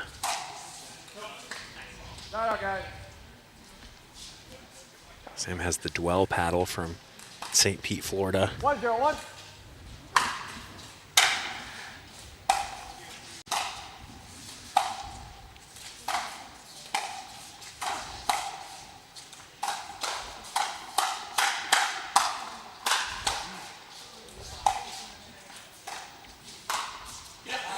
Just an incredible point. Yeah. You watch these guys. That ball hits at that speed, the center of their paddle. Every time. Over and over. And it just makes you realize, too, No. Dave, you're serving that too. I got 2 over there, brother. Ray land on the law. I got 2-0. So the amount of movement and deception you have to do to get a point on the 1 seed, Oh, yeah. that's the hard part. Oh, That's yeah. so tiring. 0-1. Thank you, gentlemen. Whereas Nick and Jace look like they're barely moving sometimes. Set the server. When you're doing it right, it looks easy. It's true. 2-0-2.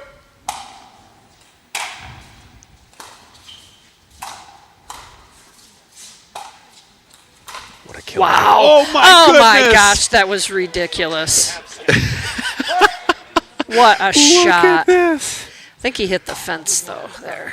Yeah, he's limping a little bit, but because he's the Terminator, I think he's going to be okay tonight. Wow. But he does look a little affected. Oh, my gosh.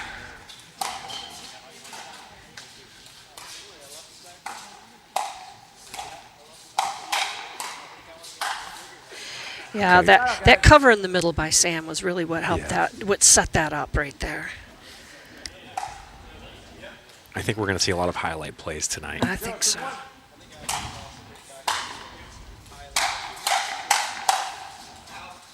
Great hands, but just a little off.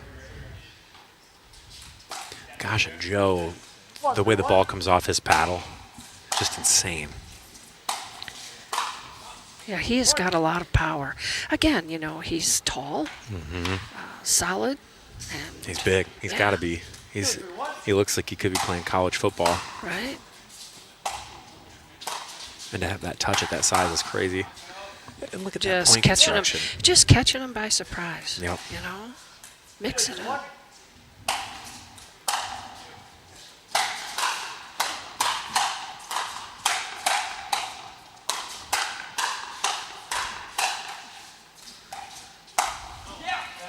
Ooh, that's tough. But the 2 seed showing why they're the 2 seed. Yep. Because we have not seen firefights like No, this. this is amazing. I've got 3. 3, go. With 3-3, so even. Start out, please. So obviously missed 5th there, but these guys are hitting such compact, powerful drives, forehand and backhand.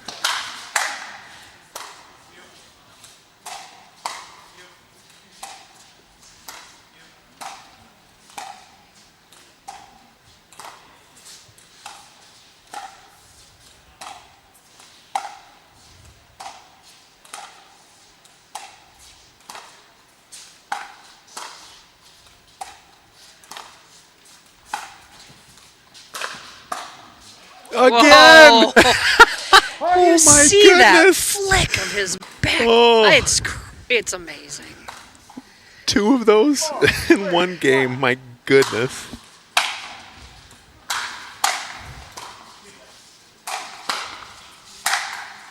Those are some powerful forearms. Yeah.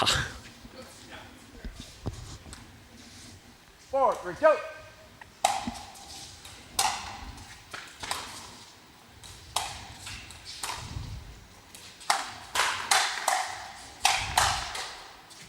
Oops, ceiling.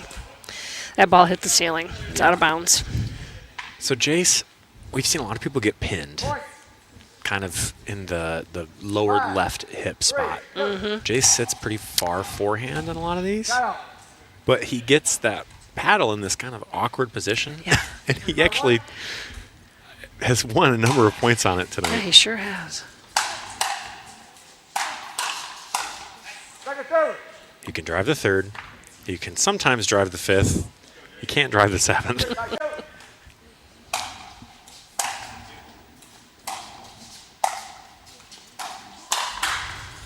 Oh, he's baiting him.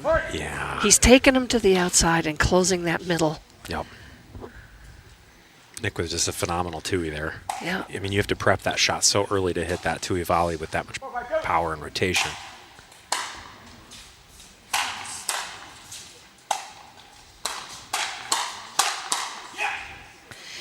Sam is really going for it. I mean, he is using his entire body for He is. every shot. And it's like a slap. Oh, yeah. Like it's a volley you don't see a ton of, and he gets so far back and rotates so much of his weight through it, but just slaps at it.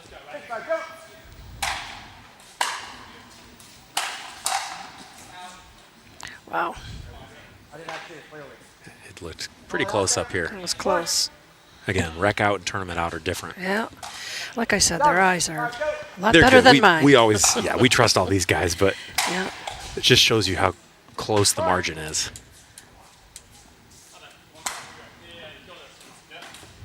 Hey, 5, go. 8-5, just like that. Look at that reset. Yeah.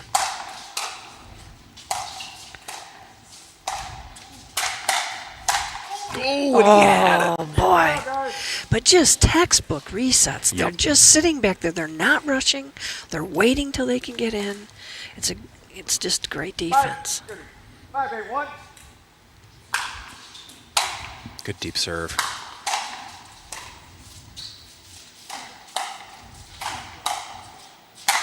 Wow, power. Power. So just by looking at this, who would you think is up without looking at the score? Honestly, it looks too close to me. But the score is shocking to me. It's shocking. Yes. Because, yeah, I mean, obviously we've seen some great plays from the 2 seed, but you wouldn't think they're necessarily up 8-5 with how consistently the 1 seed's been playing. So Right. it shows you that offense does matter. But, they're resetting the ball, and they're waiting on the reset. They're not rushing to the kitchen and trying to play everything hard. Yeah. They're waiting until they have a proper, good... Just like you said. Oh, my goodness. It's just like you said. amazing. Just like you said. They're waiting for the right ball. Yep. And from power to control, it's so hard to go from I'm going to hit this shot as hard as I can and I'm going to hit this softly. Exactly. And then to hit a winner that's halfway, that's kind of off pace. It's so challenging to play at different speeds within the same point, let alone the same game.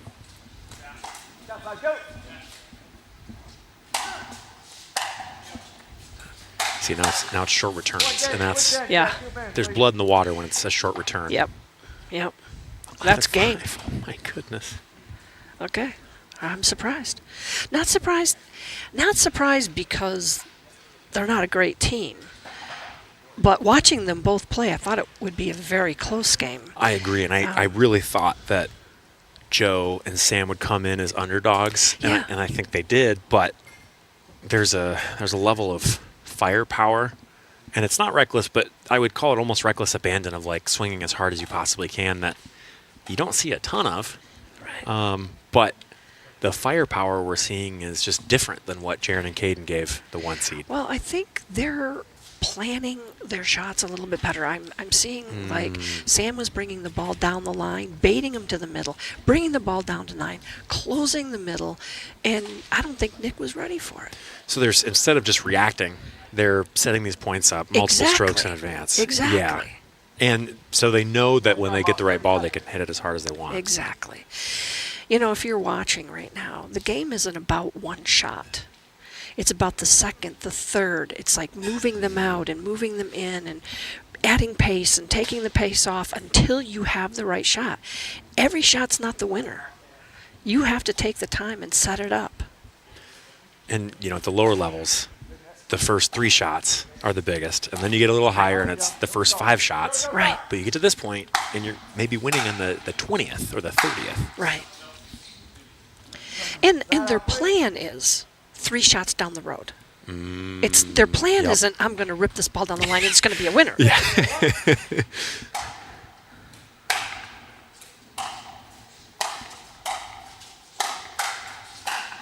Oh, wow. How do you beat that? I'm telling you, I think Joe's having a really great tournament. Yeah.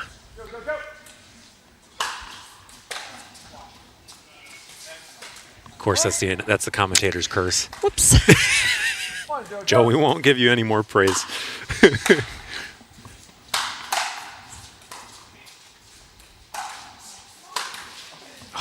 So tough. That internal clock is just so rote when you play as much as these guys do, and that cord just hangs up there so long. Yeah.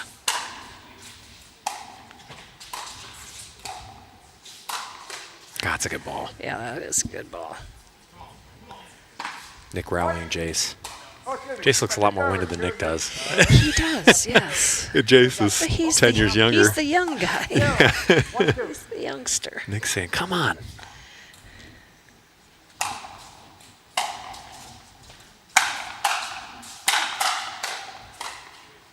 Smart shot.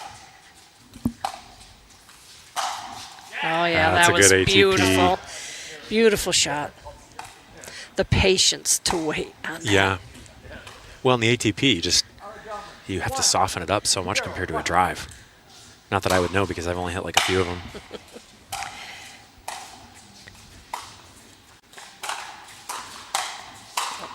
Great anticipation. Wow.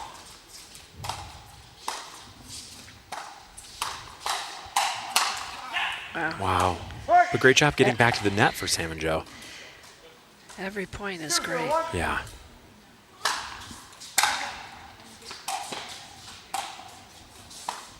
God, that's a good ball. Wow. Their paddle control. It's amazing. He's isn't sitting there waiting on it, and at the last minute, it? Yep.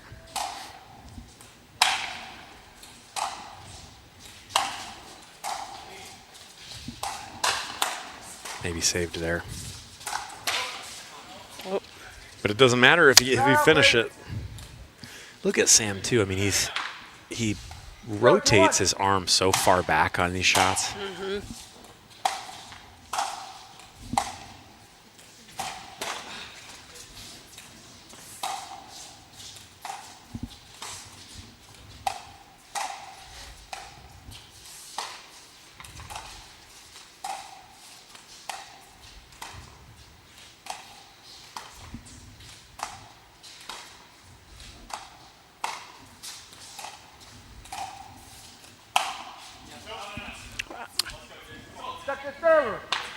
I think that was out. Let's take. Do we have a replay on that? I don't think we do. Maybe we do.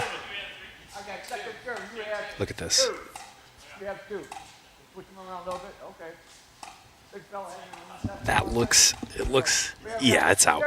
2. You hate for it to be out if you hit a shot that good, but. Dial, guys. 2, 0, 1. 2-0 here. That's a great drop. It is, and the question is, do we see Sam miss a few more? Because that's been the trend tonight. Yes, yeah. At least He that's what he said struggled to a us. little bit. Yeah, He struggled a little bit. I don't know, though. He's playing great now. he is, and his mental toughness is just incredible here. Yeah. Because the control to get that shot That's a that he big- just hit down the line. That's a great shot. Most people aren't thinking down the line at all in that situation.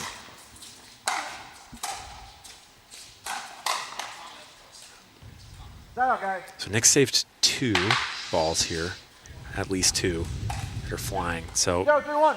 he'll start to recognize that. He just saw it in his eyes that he knew he saved the ball there.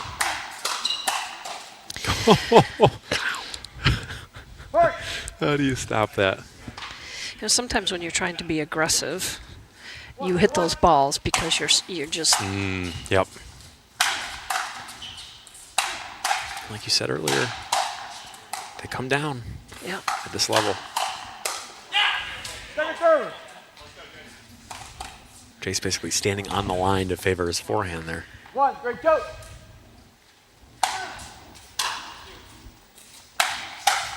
Oh my goodness. What a backhand. Well, and it's set up by the fake. What a rip, yeah. The fake switch.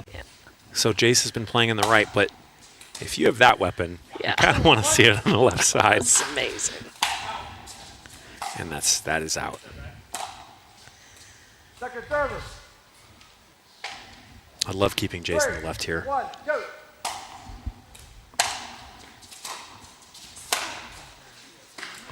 Again, that's the commentator's curse. But it is hard when you've played for 4 hours and you haven't had to hit a middle forehand drop the whole night, and then suddenly now you have to run around and hit that all the time. And the unceremonious return to the right side. Foot fault. I got foot fault. I got.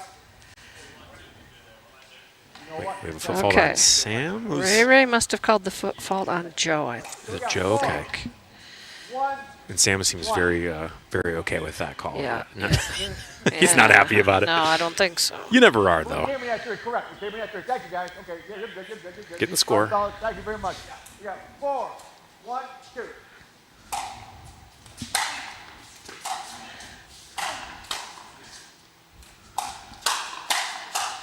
I think it just fired him up, though.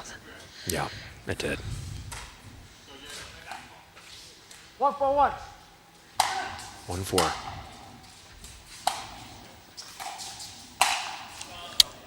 Wow. Wow. Effortless.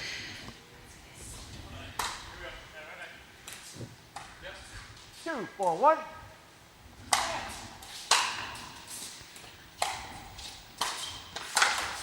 Second service. Tough rep running like that. Hey, if you come over and take that forehand that far on the right side, though, I mean, it's tough to hit a winner on the left side with your backhand for the 5th shot. Oh, another sailing ball. Down, please. 4, 2, 1.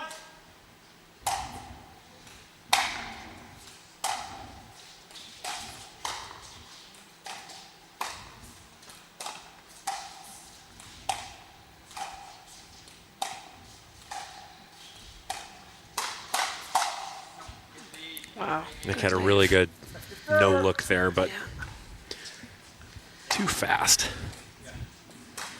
These guys are.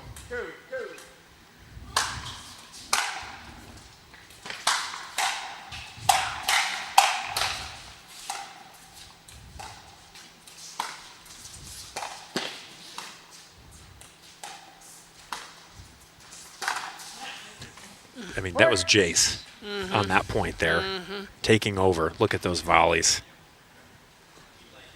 5-2-2. Can't lose your patience out there, though. Start out. I also wonder as we get this side out if playing two players who are so different, and Joe and Sam at the same time, messes with your head a bit. Oh my goodness. Stop. We're going to replay it, folks, because that ball hits twice on the net when you hit it there.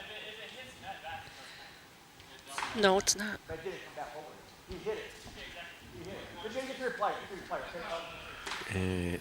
Do we have a rules expert in the house?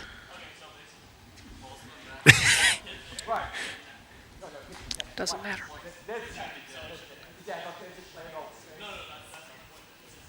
No, it's not. that ball's in play. Yeah, the ball's in play. We need Dan down there. Oh, there he is.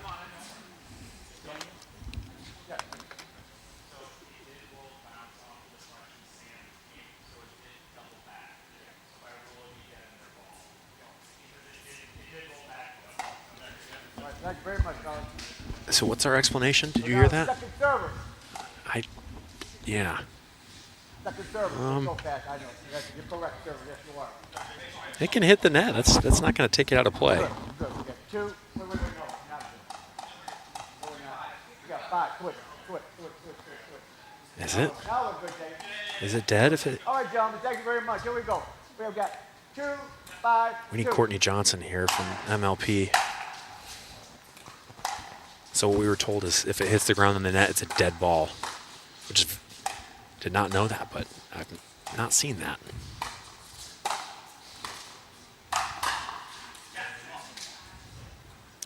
And they're wondering whether to call that ball out. And it was very close. It did look a little bit out, but again, we don't have the best vantage up here. But that's, guys, this is how tight it is. This is how small the margin for error is. 5-1. Millimeters. Is that what I said? Or must have just left it? It takes a village to get the score right, especially after something as crazy as the ball bouncing and then hitting the net. That's a great good shot. winner. Wow.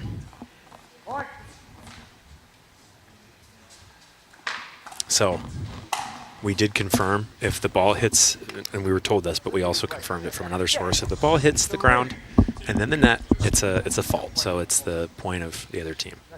So Jace, who is, of course, the youngest person in the building, was correct. Well, experience, too. That's true. It's kind of a strange thing to have happen, but it may have happened before. But I got to give Sam a lot of credit. That was a tough, incredible play off the net. Unfortunately, it was for naught. Oh, yep. But he just got a nice Ernie to make up for it. Yeah.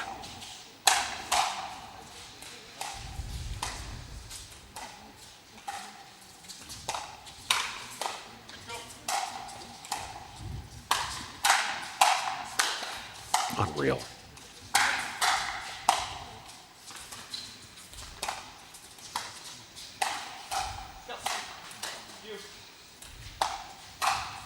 Oh my goodness. Wow, what a point. What a point. I think Sam's a little frustrated. Time out. Come back to 7-2. That's a 7-2. That's a. Yeah, I mean they're playing great, but again, that sometimes the score doesn't reflect the points.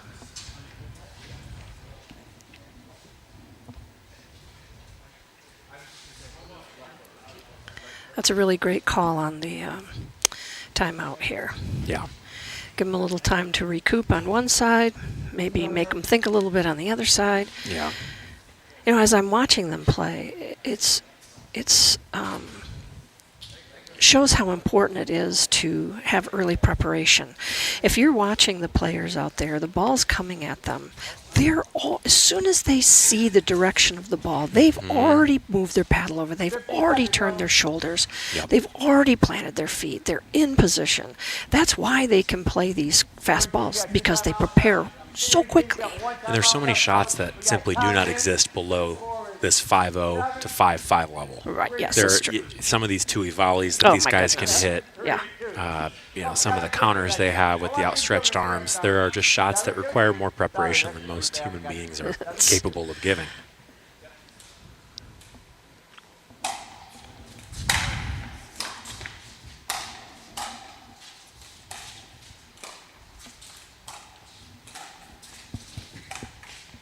That's tough. It's late in the night, folks. It is. You know, Lori, I saw a video of a medieval trebuchet last night, and it looks a lot like Joe Stafford's backhand return. Just the way he swings that back, that short back swing, and then explodes. All right. Here we go. 2-9-1. Easy, peace. 2-8-1. That's just getting late, sorry.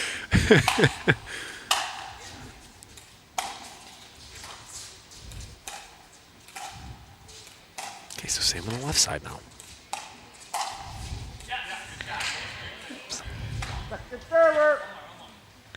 He off-paces that ball, and you think it's going to go out immediately, and then you just realize it doesn't have enough to get there.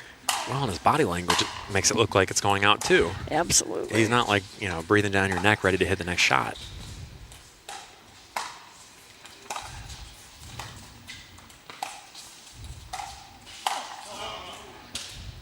Start out, guys.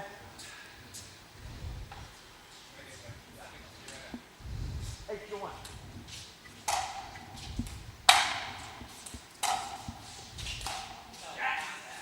Court.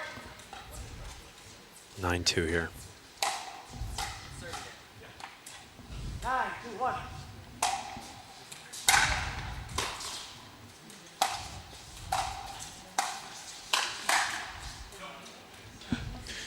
Good aggressive play by Nick. I mean, he's not had to play super big just because it's been more of a game of consistency, but when he pulls the trigger, it's a good time. Well, as we saw in the last match, and it can change the situation. Yep. But speaking of pressure. Yeah. Yep.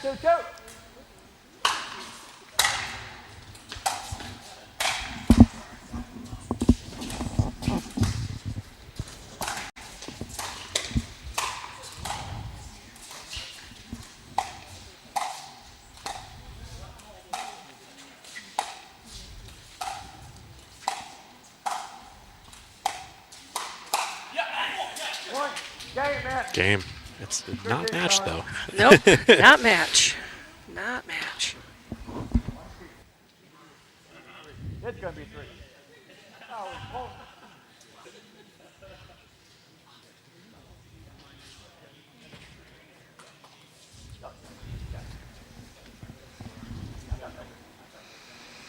They need this little break in between. These guys are really playing hard tonight. It's been a long night. You guys got half hour. Mm-hmm.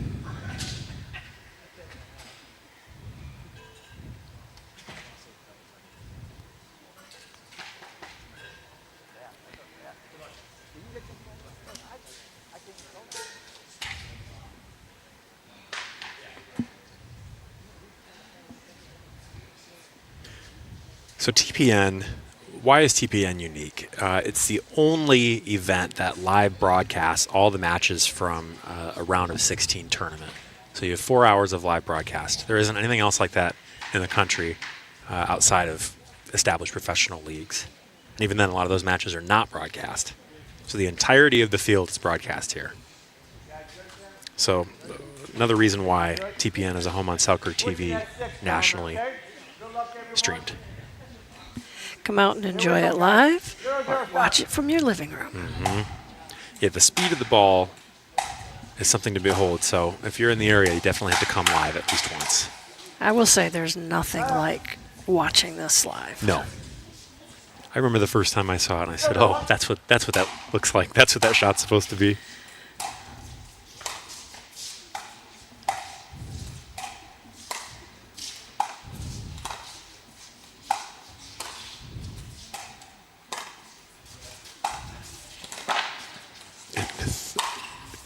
Okay, I thought Nick was going to get a third one of those What a cross-court, kind of Ernie-ish, ATP-ish shots to midcourt, but those guys saw that earlier and said, no, we're going to shut that down.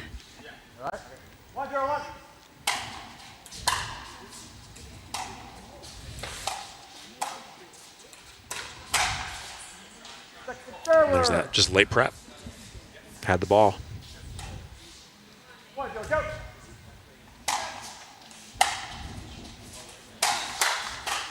Shut out, please.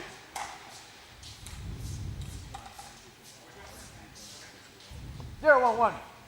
Sam is frustrated, but he has shown really good ability to regain composure fast. Yes, he has. We saw him frustrated earlier in the night. Yep.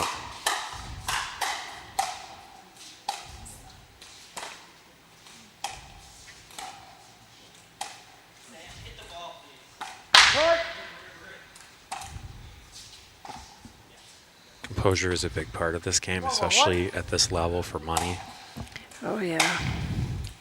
If you show that, they're going to hit the ball at you. Yeah, that's true. Yep. You can't show. You have to have a poker face, folks. You have to have a poker face.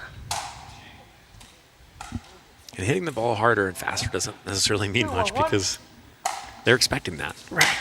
So if you get frustrated and hit harder, it doesn't really work at this level.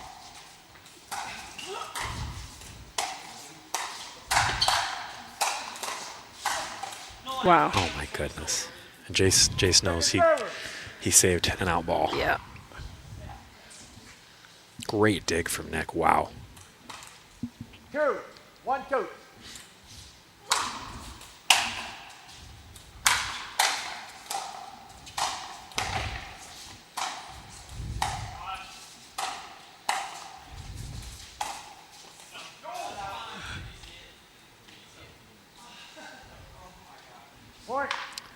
I think Sam is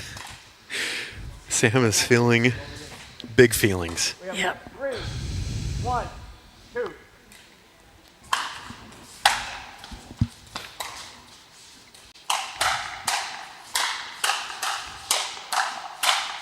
Wow. Okay. He's fired up, folks. Yeah, he is. He is fired up. And he's staying on the left. Yeah. And that's a great job by Joe to recognize that he needs to get something going. Yeah. Second service. It's so hard to hit so many great shots and still lose a point and then just know that you have to move on. Frustrating. Yep. But you better be able to move on because the next point's coming right away. Exactly, and especially when it's 3 games. Yeah. After a long night, nearly 4 hours of playing, it's tough. Yeah, you have to be able, if you make a mistake, you have to be able to, 1 second, forget about it. Get on to the next point because it will affect you. Yes, and the love of the game is so important because if you're not having fun, then those mistakes really stack in your memory. Yeah, these guys this has just been a great match, and they're playing really hard. They're showing their skills, they're showing their athleticism, 15 seconds, gentlemen. they're showing their endurance. This is a long night.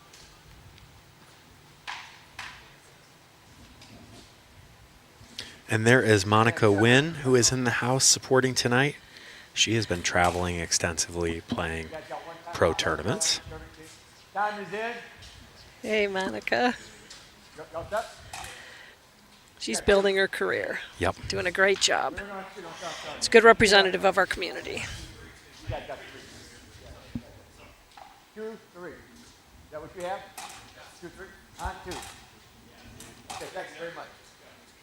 All right, Dad, ready? So you're only down 2-3. You have the chance to win. You just can't lose composure here. And that's tough. Nick finding the hole, though. That's... Yeah. Well, and Joe deciding that he wants to take every shot there doesn't always communicate something positive to your partner.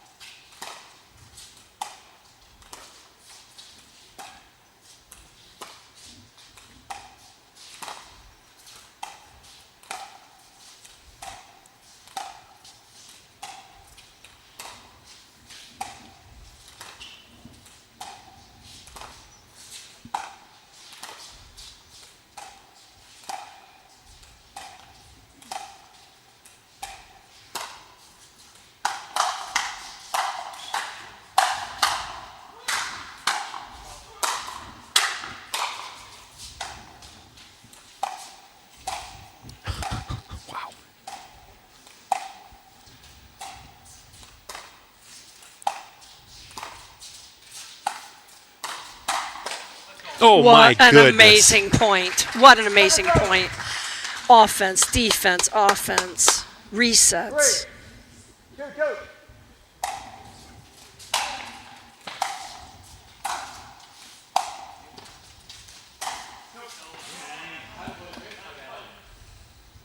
Point. And Jason might have saved one out ball in that earlier rally. Not doing it again. That's just what I was thinking about.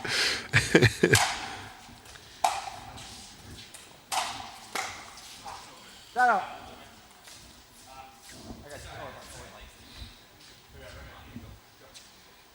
So many guys who get frustrated with themselves visibly. You know, Sam maybe being one of those.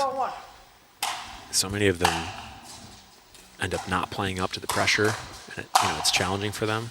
Sam, however, is playing harder. Yeah. He has control of himself, and he is forcing himself to stay in the game. You know, sometimes when you express it a little bit, it just gets it out of your system so you can play. God, it's tough. All right, we're 4-4. 4-4-1.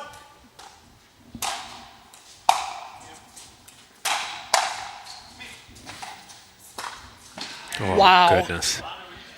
Second server. 4-4-2.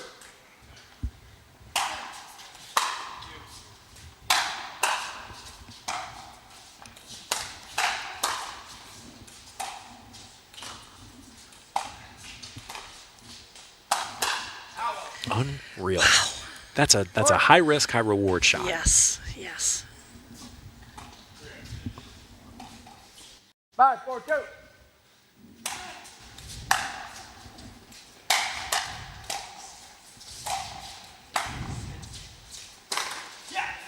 Okay, so Jay saved They're another. feeling it. Yep, they're feeling it now. And Jay saved another out ball.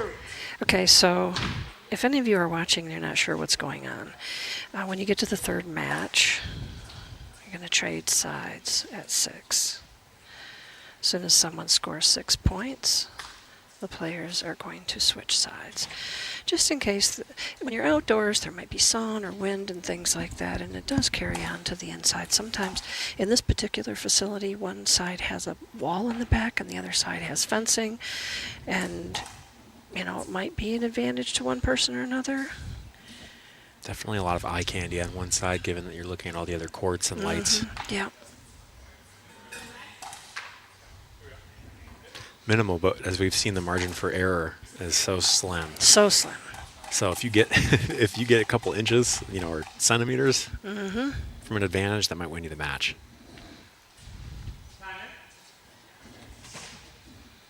Dan has taken over as referee momentarily.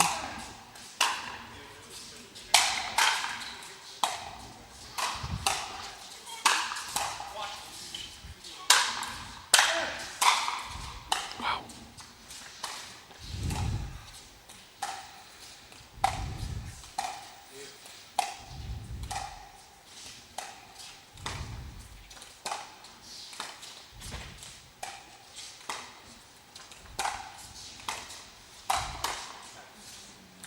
Wow. Well, they're putting the heat on. And I hate to harp on this because it's so hard, but the out balls that Nick and Jace, largely Jace, have saved have amounted to about 4 points in this game. When the ball is being hit so hard and you're so intensely focused, it's just really hard not to play those balls sometimes. Nearly impossible at this speed.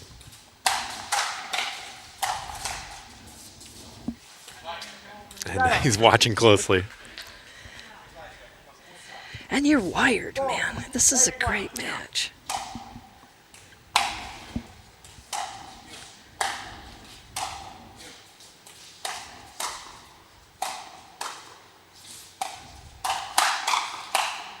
Wow. Wow. And Sam, the way he volleys, like the amount of flick he has at the end, like the follow through on his flick, I mean, it is like an entire windshield wiper motion on every shot. It's really challenging to track it, and it drops so much. So yeah, he might not have the 6'5" height of his partner, or 6'4", but his mechanics. Well, the other thing with his backhand, a lot of people, when they flick, the ball only goes one direction. Yeah. And he moves that ball. He can take it from the middle down the middle, which is very hard. It is.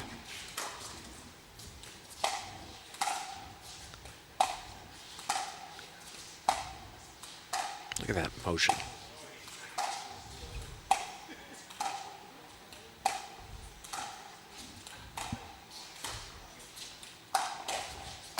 Wow. What a step in. You know, you're kind of wondering. You see him come over and step in, and you're thinking, now why? It's the two-shot setup. That's what I'm talking about. It's what you set up. Yep. And I think if we were 6'4", maybe we'd have more confidence in executing that. He just knows he can get to the backside like that. 9-5. When Joe had that smash, this building was silent. Yes. I mean, it's clear that the hometown guys have the crowd. That's a very close call. So fast. Do we have a replay on that? Not that it matters because, we're moving on, but just for posterity. 9-5-2. And we won't see it. That's all right.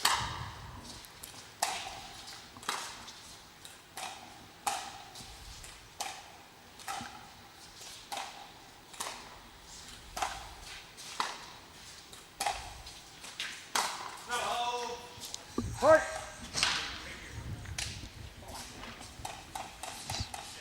Ten, 5-2.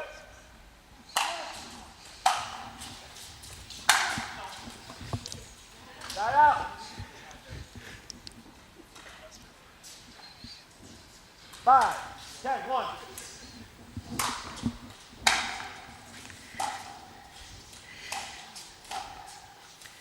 It's 5-10. Let's see if they can inch back in here.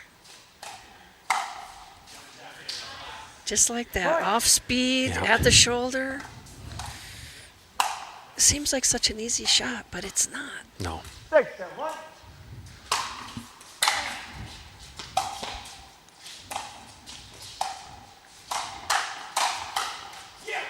Second server. Wow. That backhand flick is something else. Lethal and totally unpredictable.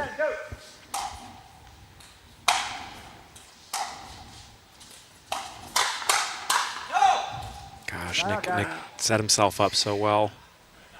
It's hard to believe it's 10-6. I know. This is match point here. Oh my goodness. The lob serve, match point.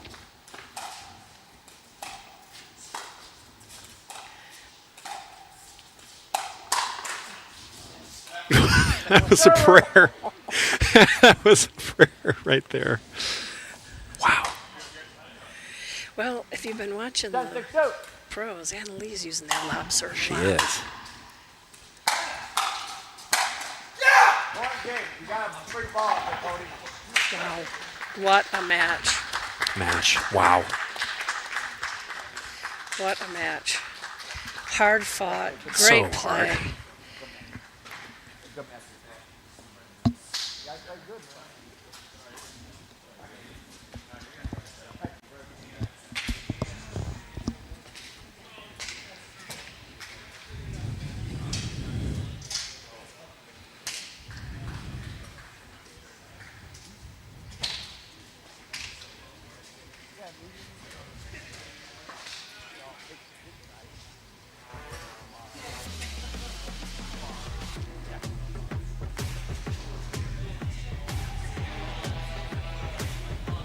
Speechless, Lori.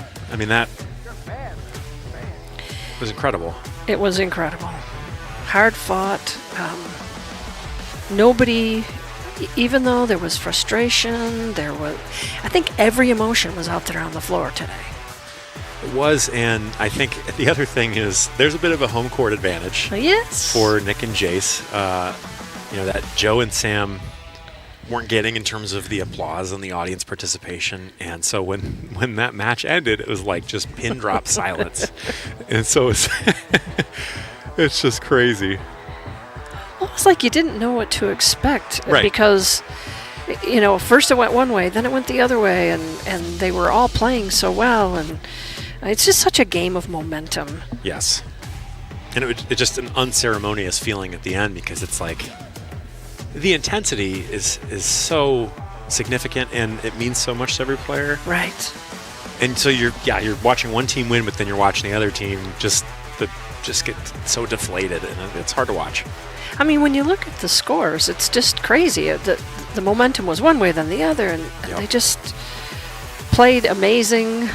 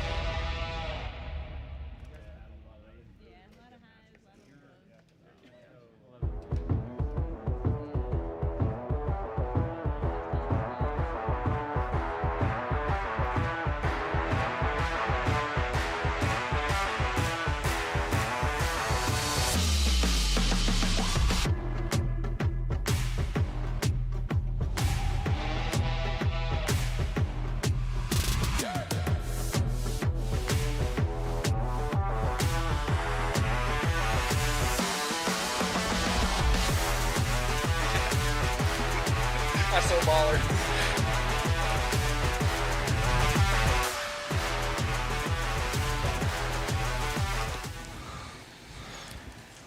Guys, welcome back. Yeah. Sam, it's good to see a smile on your face after a while. Yeah, I was in it. So what's it like to watch those replays after you just did that? That was fun. I feel so good. I'm glad I feel like it's been a long time coming, so I'm glad I finally got a dub here. Tell us more about that. I don't know, man. The journey that you're alluding to. Yeah, I mean, I've been coming. I love these tournaments. Dan does a great job. I love coming out here playing. I keep coming back even though I never win. But finally won now. Yay! Congratulations! I love the community that you guys have. I mean, this is such a cool setup. The fact that we get to be on TV is really cool. So you guys do a great production. Thank you. Yeah. Really appreciate it. Thank you, the crew. Yeah, all it's the a great crew, crew. everybody, the cameras. Yeah, thank you guys. Joe, how do you feel right now?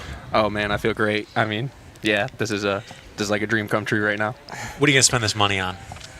I'm taking everyone out to eat. You're feeling hungry right now after this long day of hard play. What are you gonna do with yours, Sam? Yeah, same thing. We're gonna go rage. So walk us through. I mean, you win the first one 11-5, then you lose 11-2. What's going through your head going into the third game? Like, We got to get back to what we did in the first. Yeah. Yeah. The second game, we didn't really play our game. We let them kind of dictate the points, and that's what happens when you do that against two. I mean, Nick and Jace are both great players. Oh, yeah. So you can't let them do what they want to do. We had to go do what we want to do, I guess, if that makes sense. so I have to ask you. You got frustrated with yourself visibly for a couple points there. How did you? Oh, I'm fine. Does it that might help look you? like that. Okay. I'm fine. So yeah, because then you're Iceman. Yeah, I'm right back. So Yeah. does that help you? Lori was saying, like, do you discharge your energy kind of in between? Probably. Yeah, I don't know what. Yeah, I do. Yeah, sorry if I No, don't know. No, we love it. We love it. You're playing great. I just care. I'm just Yeah. in it. It's just emotions. I can't really control them, but like, I think- it doesn't mess with my brain. I feel like Yeah. I was telling Joe, I'm pretty steady out there. Yeah. Even though, so whatever I blow off, just I'm right back in. Yeah. You know? When you would show emotion, you just came back stronger, and it's Yeah. like Yeah. I felt like you were just like had to vent it out, Yeah. and then Yeah. and then you were ready to go because I really hate missing. If I really hate it. So Yeah. whenever I do, I'm like. and But then you back in it. you came back really strong, and I mean you guys just played so well together. The way you play off of each other, your height, your speed, your backhand flick is just crazy, and then all of a sudden you're coming in, putting it away. It was fantastic play. Yeah, it's easy to play with Sam. He's, Yeah, well, you complemented each other very well.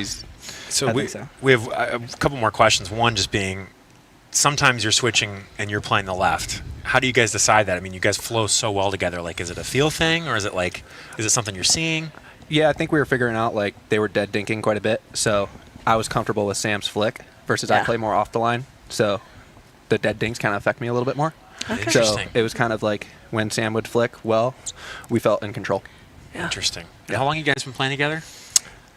Not long. Really? No. We play a decent amount of rec. We play a decent amount of rec together. Usually against each other. Yeah, but Interesting. we're normally rivals, and we decided. Really? We decided to run this one together. So what do you have to say to your old partners? Because I don't see you Yeah, guys you guys breaking play this up great anytime together. soon. Hey, they have to stay together. You can't win and then break this up, you guys. They're So going to say, we can buy you dinner. maybe even a new paddle. Maybe. You guys got any other shout outs? Obviously, you shouted out a couple folks earlier on. Yeah, I hope they're still watching. I'm going to go check my phone now. They better be watching, right? Yeah. Shout out to my mom and dad. All Thank you right. for Awesome. supporting. You guys are Always. class acts and just excellent job. So awesome work. And I hope you guys do keep playing I guess together. my last shout out would be to you guys. Yeah. Thanks for coming out. Thanks for spending your night Thank watching you. us play Well, pickleball. we were so enthusiastic at the end that I was getting loud and one time I because you left looked out. at me and come Yeah. and I was like, oh hey. But that's the thing is you get those plays and it's just hard to you play like that. It's just hard to stay quiet up here. So Yeah. awesome guys. I'd say shout out to Sam too. He Oh, yeah. he Oh, helped thanks, me Joe. stay in it mentally. So I'm gonna lobby for you guys to stay together. I mean, this is Yeah. pretty incredible. Yeah, you played I'm sure great. this isn't our last. we'll run Yeah. some more together for Yeah. sure. Heck yeah, guys! Thank you so much. Oh, congratulations. Thank you. Thank you.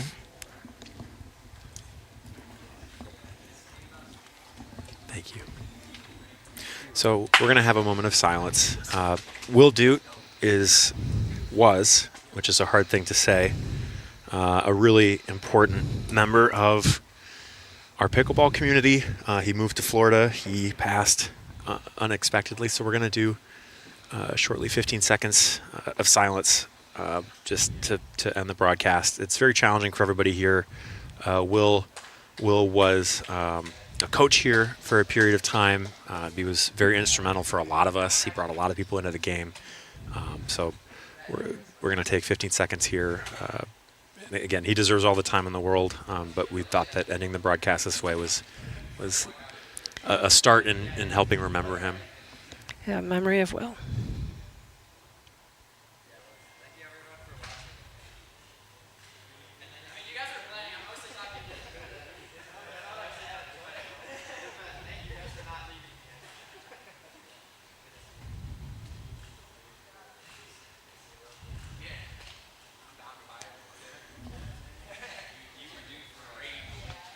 So, in remembrance of Will, and something Will did was when I did my first commentating in this particular broadcast. This was only a few weeks ago. He texted me, and he was watching the broadcast, and he was so happy to see it. We're going to be talking about him for quite some time this year and beyond. We do have to move on for the broadcast's sake and talk about next week. We're excited to have mixed doubles. I believe I'm back in the booth. So we'll see you guys next week. And we're going to go to a montage of today and in memory of Will. And then thank you to everybody for watching. And thank you for the players to coming out. A lot of long drives for folks here. And we are continuing next week. Mixed doubles Thursday, 7 p.m. Lori, thank you so much for joining. Hey, it was so much fun, Cody. Thanks for Thank entertaining you. me. You entertained me. So many great moments. Yeah. So thank you, everybody. We'll see you next week. Good night.